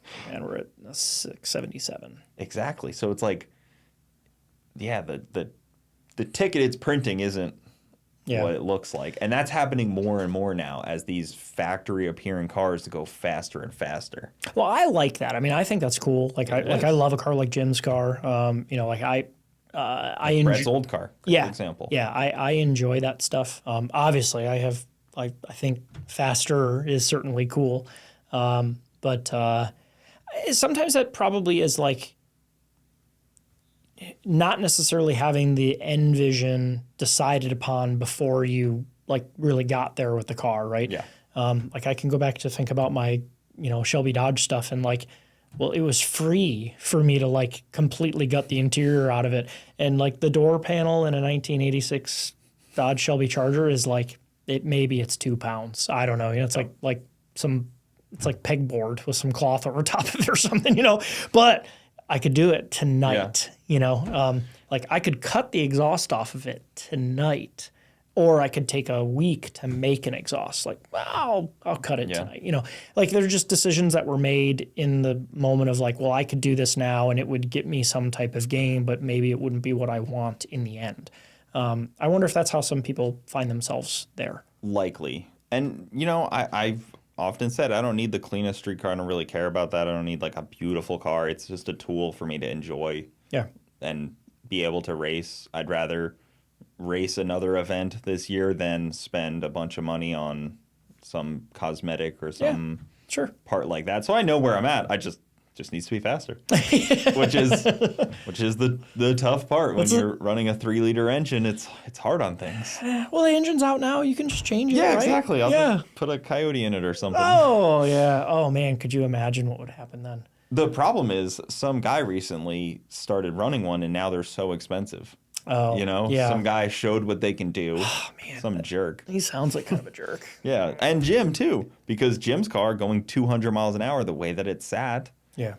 It just doesn't make sense. Like it's a car that was sold brand new for like 30 grand. I do have to laugh a little bit. And again, I'm probably going to sound like a jerk here now. I'm not trying to, I promise. But like, I do laugh a little bit that all of a sudden the motorsports, the drag racing motorsports mecca of the United States is all of a sudden is like, wait a minute. So you mean to tell me that basically a really big Honda double overhead cam engine is good when you put boost to it? Like it's like all of a sudden you're like, no way. It's like, who would have thought? Well, like so, and I'm don't freak out, you know. Like I'm being a little facetious with it, but like really, it was like it's a pent roof chamber double overhead cam engine that's got great RPM potential. It's got all the bones to be awesome. I guess I'm confused that it actually seems like there's some people that are like not or surprised almost. You know, that's what I can't figure out. I think LS people are surprised that the cylinder heads stay on and they don't blow clean off those things because LS people can't really keep a cylinder head gasket on. Yeah. And also that the block doesn't just disintegrate at 3,000 horsepower because one would think an aluminum block would just... Well, where does it make the power, right? Yeah. Like where does it make the power? Well, because that's where the magic person behind the keys comes in. So then that's the function of... Shout out Job's Better. Yeah, absolutely, right. So like how much cylinder pressure does it need at what RPM to generate the torque to make the power? Like where does that have to happen? So, and when you have a bunch of RPM to work with now, you can really throw some gear at that thing. Like it's not like a mystery why an all motor K Honda can be like really fast, you know, like they can be, or a turbo car for that matter, right? Like that shouldn't be a surprise to anybody. So then all of a sudden, instead of a 2-liter or a 2.4 combo, they're like 5 sounds good. We could do that instead. Well, you look at those cylinder heads and you're like, oh, Yeah, I see. Yeah. I see where the airflow goes. Yeah, they're beautiful. it. Or if you ever get the opportunity to look at, the cylinder heads from a Huracan or an R8 or something like that, you're like, yep, cool. So it's a giant superbike engine. Yep. Awesome. Like, I mean, that's that's great. So I guess that's where maybe I'm reading into the internet too much sometimes. I've been on vacation, so I've been like, trying to not work by paying attention to other car stuff. A few months back, I went and poked around Hefner a little bit. Yeah, I was just there today, spent actually. a lot of time at yeah. Hefner. I went by to see Jason today. Yeah. And I was looking at them taking apart an engine and just the way that all that stuff works and the variable cam stuff and those kind of things make those engines obviously so impressive. But wonderful. they have pretty compact cylinder heads as well, though. Sure. They're not like super wide like the Coyote stuff. They're actually, and they're a little more V, so they're kind of like tighter engines in general. Yeah. But they're impressive Yes. to see as well. And Hefner actually has one of those, there's a handful of street cars in this world that I'm like, those are pinnacle. Yeah. And his black R8 yeah. is on that list of like peak user-friendly car. Like, put your wife in it, she won't even know it's modified. Right. She'll just go drive it. Especially when it was on the stock wheels and the Toyos and stuff like that was mint. I liked it a lot. Yeah, and that car, I think it's been deep sevens. Yeah, I just asked him today, so I should probably remember, but I think it's been in the 60s. Yeah, and it's stock appearing, fully everything on it to stock. Yeah, and there's a lot of people that are not. Back up. People should recognize that like it's been very, very quick, and it doesn't have to trap 200 to do it, because that genre of car, there's a lot of people that have trapped 195, 200, whatever. Like getting it to short track is trickier. I mean, just like in any car, right? Like, I mean, even there's plenty of people that, even ourselves for a while, like we I don't want to say we struggled, but like we had to work from the mid sevens to the low sevens to like keep knocking that down. And like that, what that's like, that takes effort. Well, because, Jason's a drag racer. Yes. Where a lot of these guys are not drag racers. So he thinks about the car a little differently than your standard performance shop that puts turbos on. I think that kind of ties into what I first was talking about, like, and I give a lot of credit to Jason, obviously, because of like working for him for a good number of years and learning his personality. And even now, he is a creator of solutions, right? Like, I mean, he was the first company to turbo a Gallardo, period, and very prevalent in the Ford GT market. Yeah, and his like yellow one is. Oh, that car! Yeah, I have a very special place in my heart for that particular car. I was looking at it last time I was there. I was like, oh my god, it's so good. Yeah. I'm not taking anything away, but like I can tell you, like I'm thankful that I had the opportunity. I got to build the headers that were on that car and the hot side layout and all that, and that was one of the pinnacle build memories that I have within that company. That was awesome to be a part of. They're so different than everything else. Like even the presence of him just opening, like it only taking half of the cover off, it just had so much more presence than the two whatever they are, the Performante STOs that were in the corner. Okay, there's two STOs in the corner, and your eyes go right to the Ford GT with the tires that are look like they're covering the whole back of it, like a pro street car. It looks like, and that car was awesome because like I enjoyed that because that still is Jason's kind of personality now. Like the walk quietly, carry a big stick type thing. Like he's a very, very intelligent guy, and he knows how to make a car work. And when we did that yellow car, that was when mile racing was like really kind of taken off for everybody.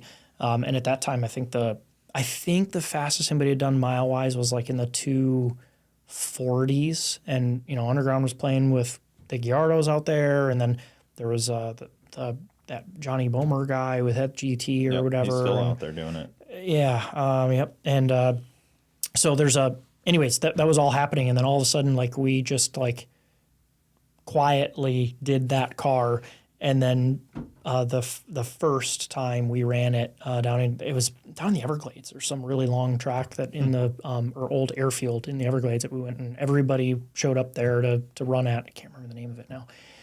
And anyways, we tested the day prior, and the thing went 260 something, and we were like, thumbs up, okay. So, and this kind of goes back to what I was saying, like, oh my gosh, a double overhead cam V8 is capable of making power. You know, that was 2010 maybe?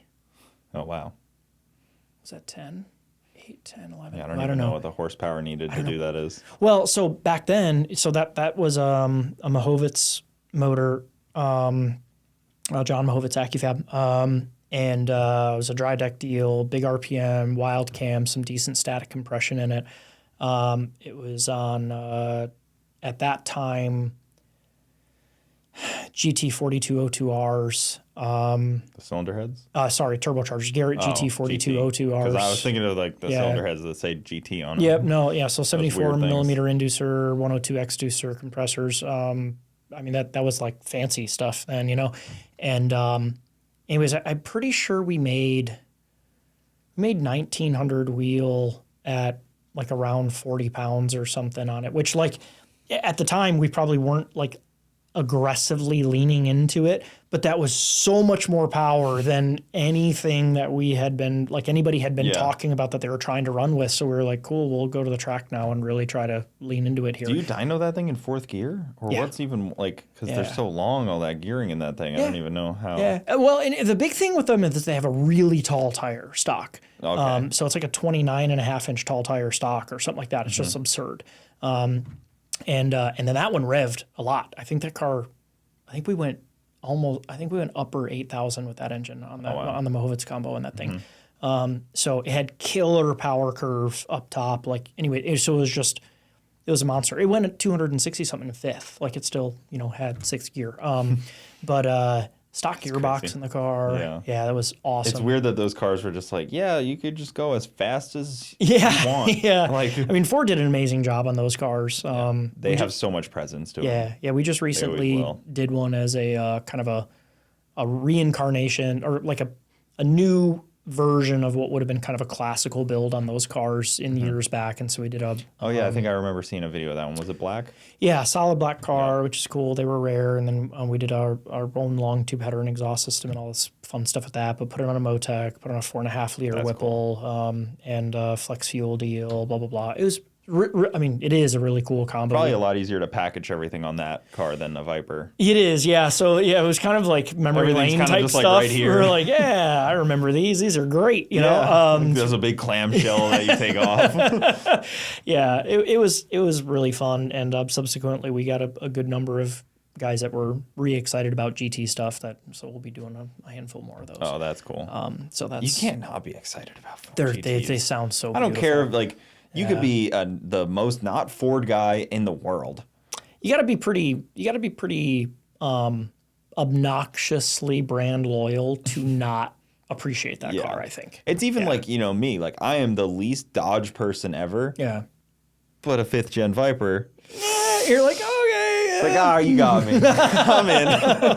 But the rest of the Dodge, Chrysler, Fiat, Stellantis, whatever they're under at brand any given moment. Yeah. I'm like, I'm good. Yeah. But no, I get it. Gen 5 Viper, I really, even the previous models don't really do much for me. It's just the Gen 5, that big wing, the 1776 millimeter, the dramatics of doing that. We gotta link up at some point. Gotta get you in one of those cars.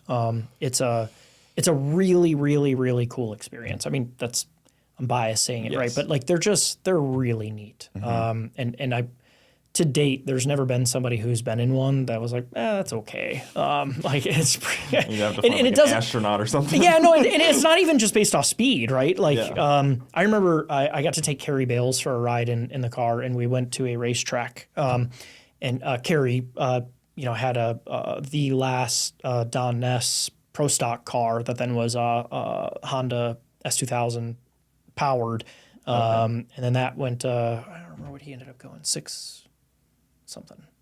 Can't remember. Anyways, I mean, guy was used to going You know, I mean, it went sub 160 like a couple of times. Like it was a 10 something 60-foot car. Like, I mean, it's a fast car, right?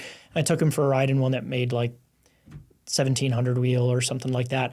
And I had the in-car video from it because, you know, we're terrible at media stuff. And I actually did take a video, but then we never did anything with it.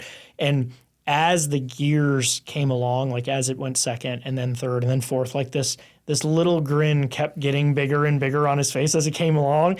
And like at the end, you see his shoulders fall down because the car, you know, he kind of started getting pushed up in it.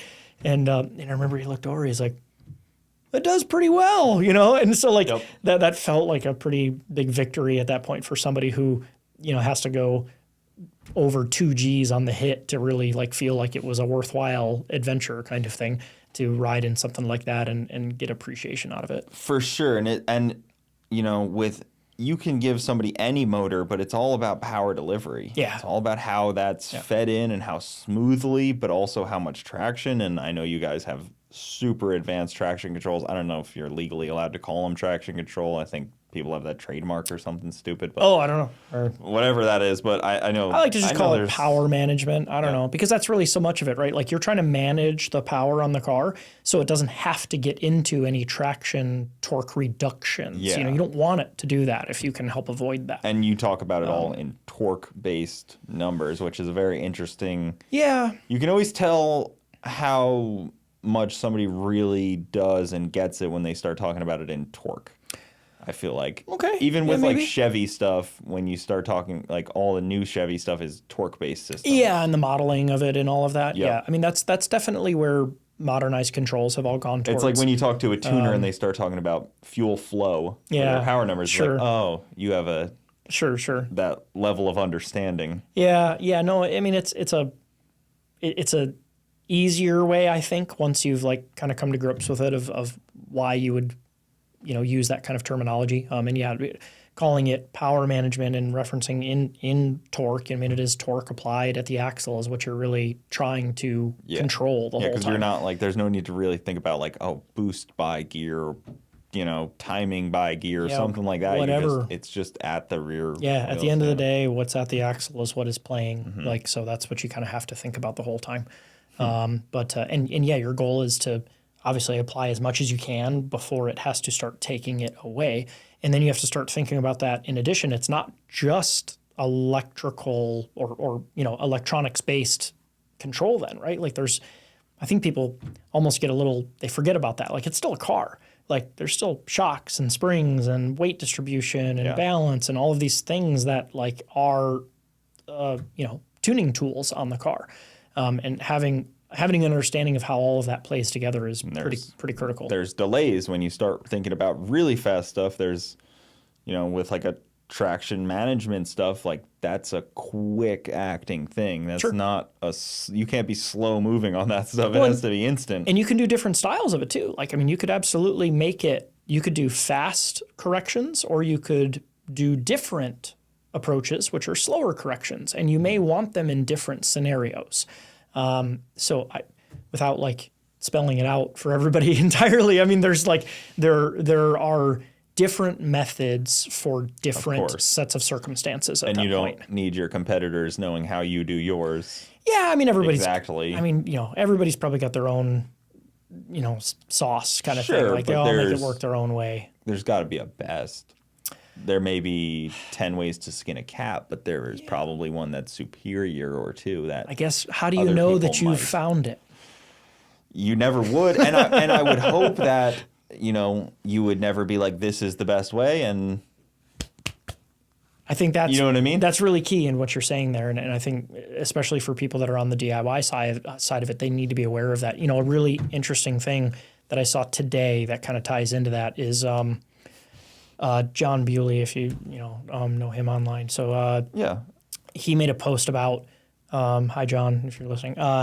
He made a post about testing the difference between a 5-inch downpipe and a car that split from 5 to dual 4s, and talking about it picked up numbers when it went to a 5, right? And it was a pretty vague little post that was made, and that may have well been intentional for like trying to draw some people into it, whatnot, I don't know. But it was so interesting to me to see the amount of people that kind of like really immediately jump into that and go like, well, how many numbers or how much or, well, what did it pick up? Like you could almost see the gears turning of like people thinking like, oh my gosh, I have to change my car today, like I need to go do this. And like, and not that this is the right way, but my first set of thoughts that came in when I read it is like, well, what does that look like? Like, was it like, can we, how far from the turbine discharge flange was this split to the dual force?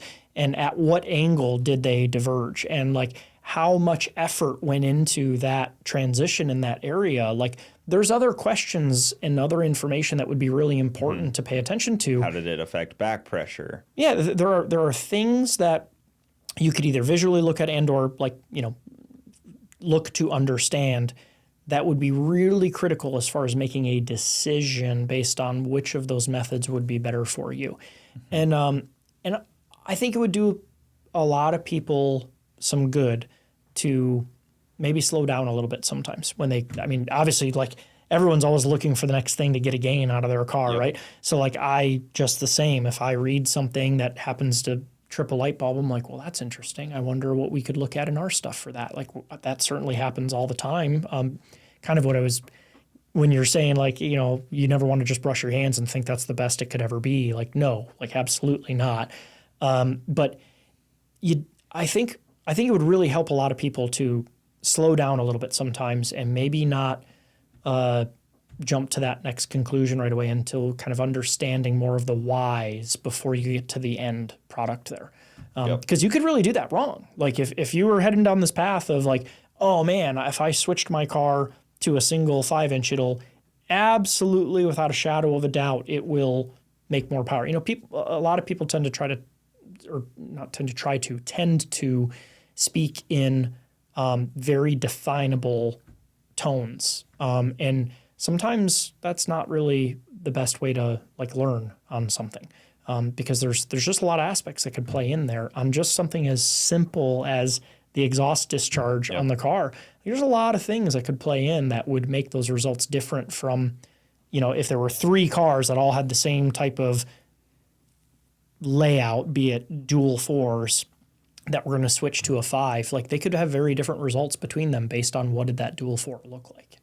Yeah, it's pretty crazy. And like, I spend a lot of time talking to different drag racers and I hear the littlest things that sometimes will be like, oh, wow. Like, sure. Didn't even think about that. Yeah, yeah. You always kind of get caught in like something. Yeah. And I don't care how smart of a drag racer you are, how long you've been doing it. You talk to enough people and suddenly you hear something and you're like, oh, well, shit. Sure. Be right back. Yep. I'm going to my car real quick. Take a look at something. Yeah. And there's so many different things to learn in this hobby that it's not even. I think that's what's great. That's why I love it so much.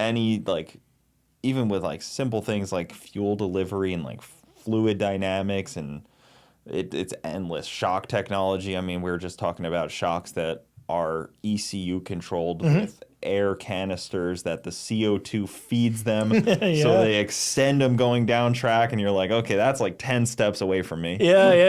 And to reel back in. Yeah.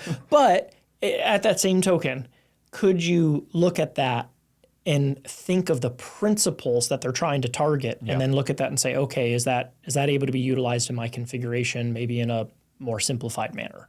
Yep. So it's just, it's crazy. The inevitable march forward of a bunch of car guys that just are competitive and beat their chest and are ego driven. Yeah. It's what drives it. And I'm not, and again, like to John's case, like I'm not poking at him on that. Like I know he darn well knows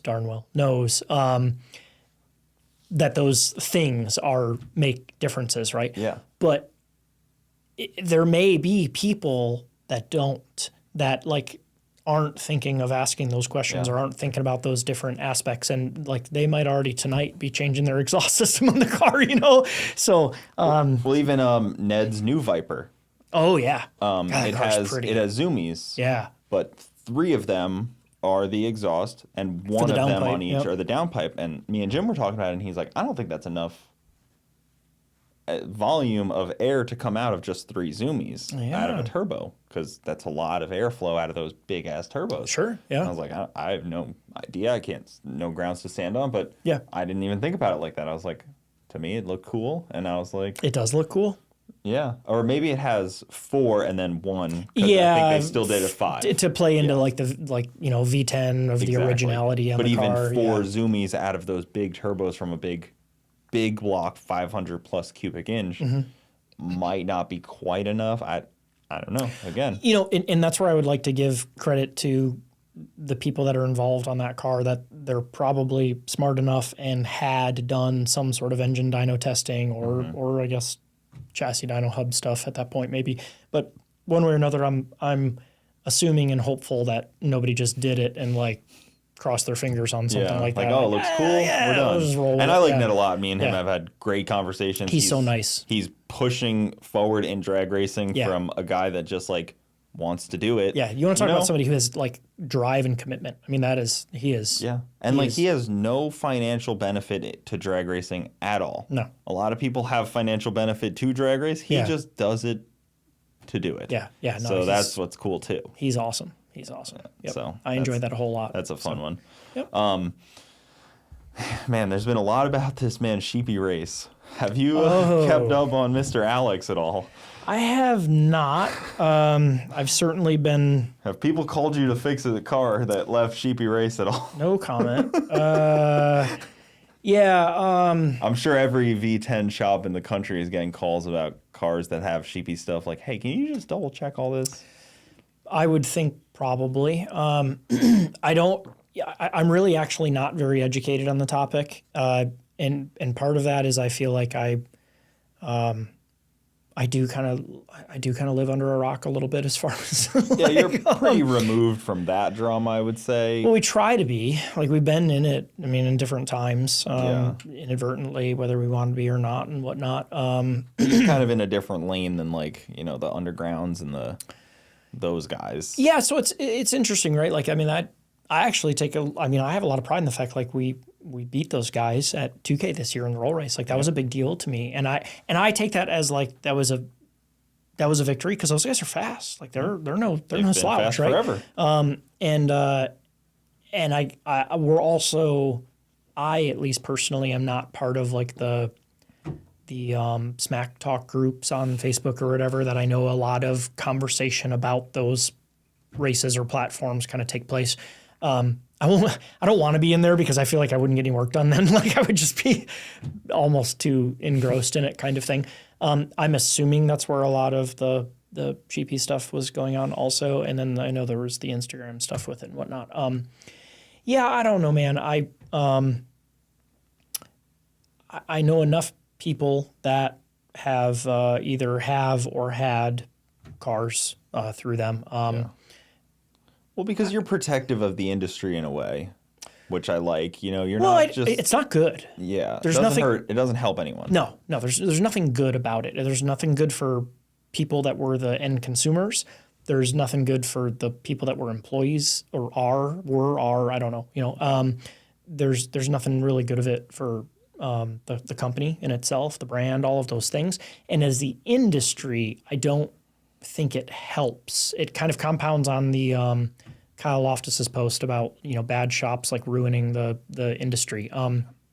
It's that certainly didn't help, and even as timely as that scenario kind of seemed to play out to be, I actually don't even know where it ended or if it ended or like whatever. I don't know. Yeah, I don't know what the end of his whole deal is. I'm sure lawsuits. I'm sure unhappy customers. The worrying thing about pissing off very wealthy customers is lawsuits. Sure. But I mean, you're not poor. You're not a not wealthy person if you have a $200,000 car getting turbos on it.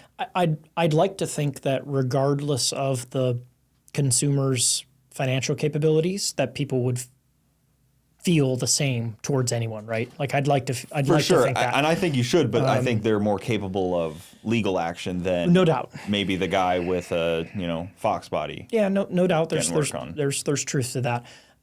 So yes, so I guess there's some maybe a larger potential of danger there, you could say. But excuse me, I don't, because I know that I at least heard enough of it where it started getting into like personal stuff. I like that. I don't want to hear about any of that. Like I even had some people that would message me some of that stuff or whatnot. I'm like, I don't really want to know about it. And I'm not saying it should or shouldn't be on the topic or whatever. I just don't want to be in the midst of it. Was the shop good or bad? That's it. Yeah. And as far as like on the car aspect of it, I think that almost kind of comes back to the beginning of this. We're speaking about like the people that are able to develop and create the solutions on their own are going to have a better capability of managing the situation when it doesn't go as planned. Because let's call a spade a spade. Like this doesn't always go as planned, right? Like there's plenty of good ideas that don't work out well in the automotive world. And you have to be able to take that in stride. And take that in stride, part of that is setting the expectation at the forefront of what that idea is.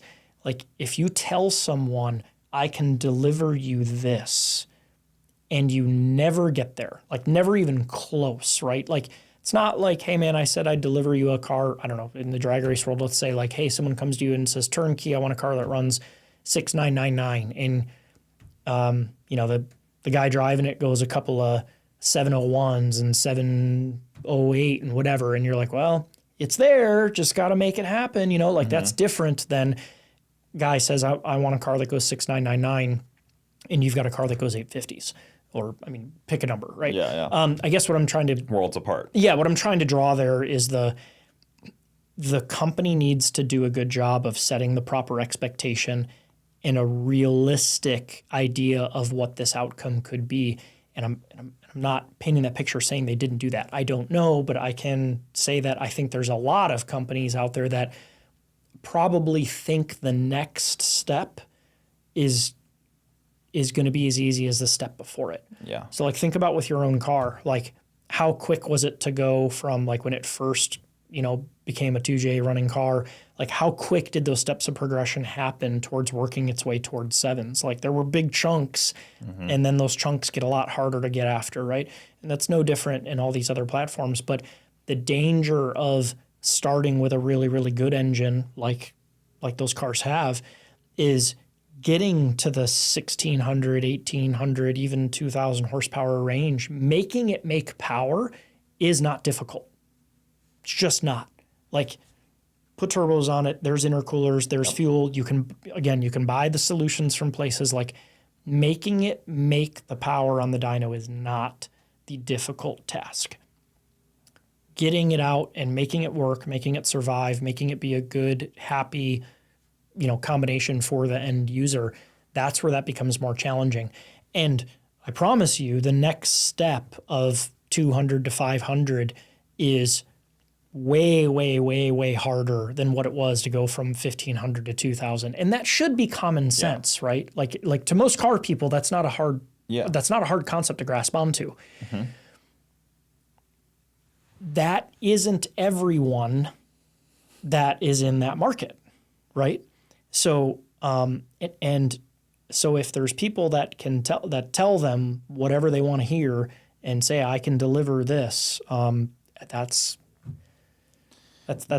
not painting a great scenario. And I'm just talking about it in singularity, right? So what happens if now there's 2 of those or 3 of those or 4 of those or 5 of those projects in a shop? Like all of a sudden that gets real bad really fast.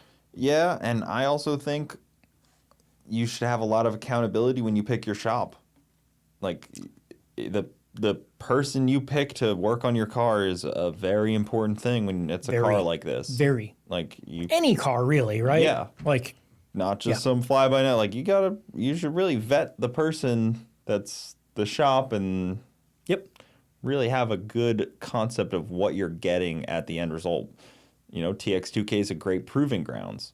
Yep. You can if you're a guy that wants to get into that world, you go there and you see this company, this company, this company, and this company had results. Sure. But those 4 over there didn't show up or didn't have results. Sure. you kind of have a good proving ground. Now I'll take that a step further, because this is what I like to tell people that are like looking to become a customer of Nth Moto. I tell them like my job, if I talk to people on the phone, is to tell them how great this is going to be, right? Like, I mean, that's kind of what we're supposed to do. Yeah. And I don't always do a great job of that, because I maybe sometimes am like overly explaining of like what all could go wrong kind of thing. But the important thing is to talk to people that have been through the process. Like and it's almost better to talk to the ones that don't have the car anymore. In our case, we haven't had a lot of cars trade hands, so it's not as easy to do. But and I guess you could take that as a sign in its own right in some cases. Like if people aren't selling the cars all the time, then, well, they probably are enjoying them pretty well. Yeah. But maybe the Huracan's an easier market to look at there as an example, not particularly trying to tie into the sheepy thing again. And they but trade like, hands a lot. well, they do, right? And there's a lot of them out there. Chase Lotbaugh has sold, I think, every single... Yeah, like 44,000 in the last week, I think. Yeah, right? Every single one of them is sold. No, but that might be a good example of like, if you speak to somebody who had a car from shop A, B, and C, and they sold it, having that conversation with that person about what did they think about it is a really valuable conversation to have. Especially if they don't own it anymore, because now there's no like hidden agenda of like protecting the value of the car or the brand anymore, right? Like now it's like, hey man, I loved that car. It was awesome. It did everything it was supposed to do. I just got excited about this other thing and wanted to go do this instead. That speaks volumes much, much better than even calling the shop and asking them, you know, hey, tell me what this is going to be like. So I think that's pretty important for people to do. Yeah, that is actually pretty cool to have like a relationship like that where, you know, somebody looking to get the work's done. I mean, it's a big undertaking to just be like, all right, you're the guy. You know, like I don't need to look around. I'm just right to you. Yeah, it's a big deal. Right to one person. Yeah, it's a big deal. You really, to be able to talk to a previous customer is pretty important. Yep. And I think, you know, it's the car hobby, so I think any previous customer would be ecstatic to talk about their car. Most people like to talk about their cars, right? Yeah, that's pretty much what we do here. Yeah, right. We talk about our cars. And normally, if you talk to a car guy and ask him about his car, he will chew your ear off about it, positive or negative. Right. If it was a negative experience, you're going to hear it. Right. And that's a perfect example of like the best salesman, I guess, would be just someone already. And that's where in those situations where if there were enough unhappy customers or in the background, in the foreground, wherever it is, you would hope as a consumer that you're going to start to catch wind of it through this conversation, whatever.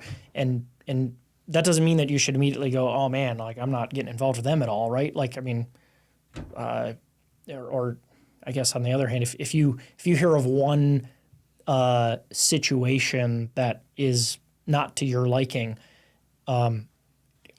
if that's enough to scare you away from that relationship, well, then you might be looking at the wrong hobby also, actually, depending, you know, like I'm just saying that, like, hey man, it is still like we're asking a lot of what we're doing here. But yeah, it has more to do with that relationship with the company of how is that company handling it for the customer, or like working together to come to a happy ending type thing, all that type of stuff. My bottom line on buying a car like that would be, is it going to catch on fire and burn to the ground? That would be my ideal of not happening. Yeah, I would say so. In the end goal of owning this car. Am I going to go street cruise it and it's going to get hot? And then the fuel line's going to burst because it got hot and it was in a bad spot, and that's where I'd kind of set my base mark. Is that kind of what people ended up saying, or did Sheepy end up saying that's what happened? I really don't know. There's a decent amount of photos of cars with a Sheepy Racing sticker on them on fire. That's unfortunate. Yeah. And there's some photos of like fuel lines being all kind of wonky and like things being just done a little. Okay. Not above board on that deal, and I think that's a lot of where that kind of unraveled, because that's pretty worst case scenario. Yeah, it's not good. I mean, it's probably every car guy's fear, right? Like, I also think that's a great example of why, like, all modified car people should have some sort of fire equipment in the car at all times, you know, like even if that's just a handheld extinguisher or whatever. Like, I mean, you know, you don't even know, you might help your buddy out, you know, like it might be you have the equipment to help save someone else in that scenario. I have fire extinguisher, like a pull handle in my car where you can pull it, it'll put things out and move on your way. You know, you are your own first responder in all of these situations. Yeah.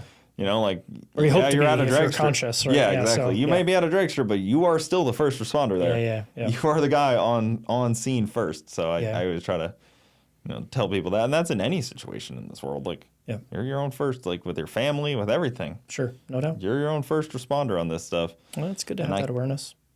I try to think about it like that. Yeah, you know, it's interesting that you hit on that of saying the putting the onus on the consumer, you know, to do some research on the company and like kind of start to get comfortable with that and whatnot. I don't know that I've heard a lot of people say that, so I think that's pretty wise of you. So. Yeah, I mean, I've made poor consumer decisions before, and we all probably have, right? And even if I kind of knew it wasn't the best decision, you still kind of do it because you're like, oh, it's either budget friendly or it's like it kind of just works out like that, and like you know in the back of your mind maybe it wasn't the right thing to buy instead, but we all kind of do that. I mean, we all get there a little bit. I did want to ask, what turbos do you run on that thing? You run Garrett stuff, right? Yeah, most of our cars. Yeah. Interesting. Yep. Yeah, I was wondering why, because I've always ran precision on everything. I mean, if you want the real answer, I mean, I'll give you the real answer. I don't know if my precision sponsorship can handle such a real answer. I don't. Well, I guess so. Full disclosure, though. Yeah, I have a precision sponsorship. Okay, so that's fair. You know, here's how I can say that. I am biased. Going back in time, this is back to the Hefner days. Okay. You know, we were doing a lot of cars from there. Like there were plenty, right? It had a really good sample of those cars. And when we did the redesign of the Lambo system, when I came in there, it ended up going to, it was built off at that time, the 6262s and 6265s and 6765s, you know, all that stuff. The PT stuff. Yeah, yep. And we went through a rash of happenings then that was like basically, you know, we were milling nitrous jets into the oil feed line of like, depending on those turbos, like maybe that one needed a 20, maybe that one needed a 24, that one needs an 18, you know, like it was just like there was no common denominator of like what it would take to make them not smoke. And we are talking 10 years ago too, though. We are. No, that's totally. Yep. Just to clarify, absolutely, this is not a recent. Yep. This is, I mean, no longer than that. So this would be, so nth Moto has been 12 years now. So yeah, we're talking about probably 14-ish years ago. Okay. So I get it. Like that's ages, right? But, there was enough of that going on, and you know, almost like we were talking about with the shop, right? The way that things were handled at that point in time was, I mean, we're talking about a dry sump oil system car that had, you know, a suction on the oil drain lines. It had 2 feet of vertical drop before it went down to the suction line for it. Like it was like the perfect world of oil drain scenario, right? And every time there was a turbo problem, it was like, oh man, you're not going to believe this, but there's a turbo oil drain problem. Like, yeah, you're right. I'm not going to believe that, you know, like over and over and over and over. And it was just like, it was just enough was enough kind of thing. Like it just, you know, didn't want to keep seeing that.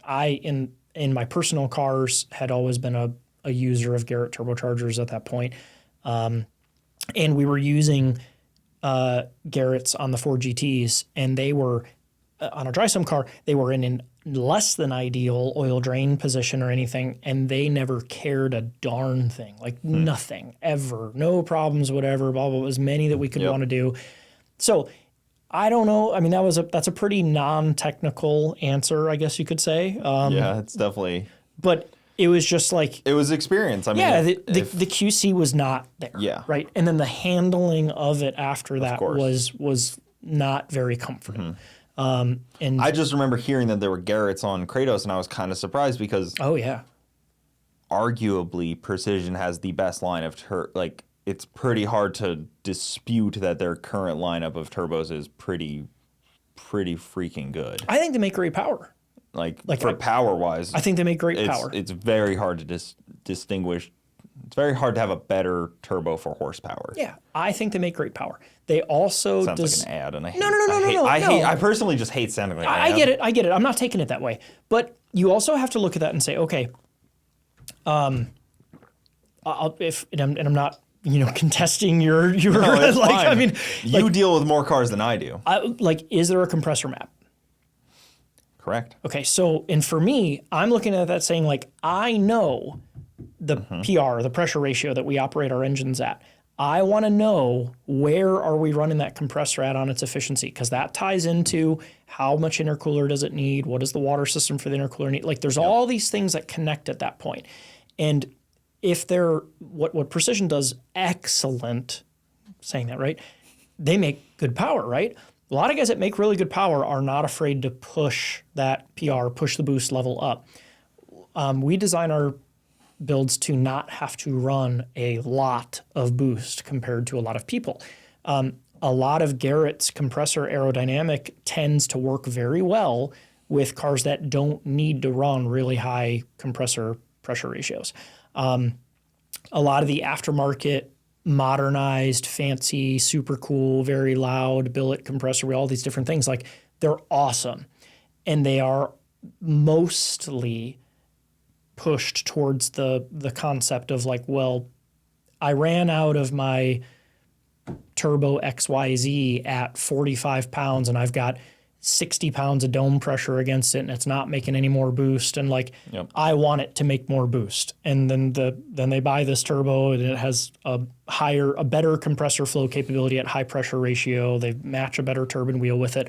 All of a sudden they're like, whoa, it makes so much more power. Like, well, yeah, it was completely out of that one and it's on this now and it's really good. You need the worked. more technical side that isn't provided by Precision quite the same level that Garrett provides compressor maps and that kind of thing. And now here's the other part of it. So now for our particular marketplace, if we deliver that car and there's a risk of turbo failure, well, I now feel responsible that we need to deal with that. And that is not a fun job to deal with on those cars. Like, how long does it take you to pull the turbo off your car? Yeah, maybe 20 minutes. Okay, right. So 20 minutes, you're going to get the wheel and wheel liner, and like we're on the way to thinking about touching the turbo. So it's a really big ordeal. The opportunity for failure needs to be as close to zero as possible. In my opinion, in the turbocharged market, the opportunity for failure, the smallest opportunity for failure is utilizing Garrett products. It's interesting. That's a very unique way to look at things, of course. And as well, your builds can probably make, the way that you set it up, it can make 4,000, but you can really only utilize this much most of the time. So like, Yeah, I mean, we tend to actually run less turbo than what people think we would run. Like the amount of people that are like, oh, Kratos is on like 98s and methanol or something. I'm like, nope, it's on one ethanol R, like it's on a pair of Garrett 88s. They're like, well, you can't make that much power on 88s. Like, well, I mean, you can. Like, I don't know. But it's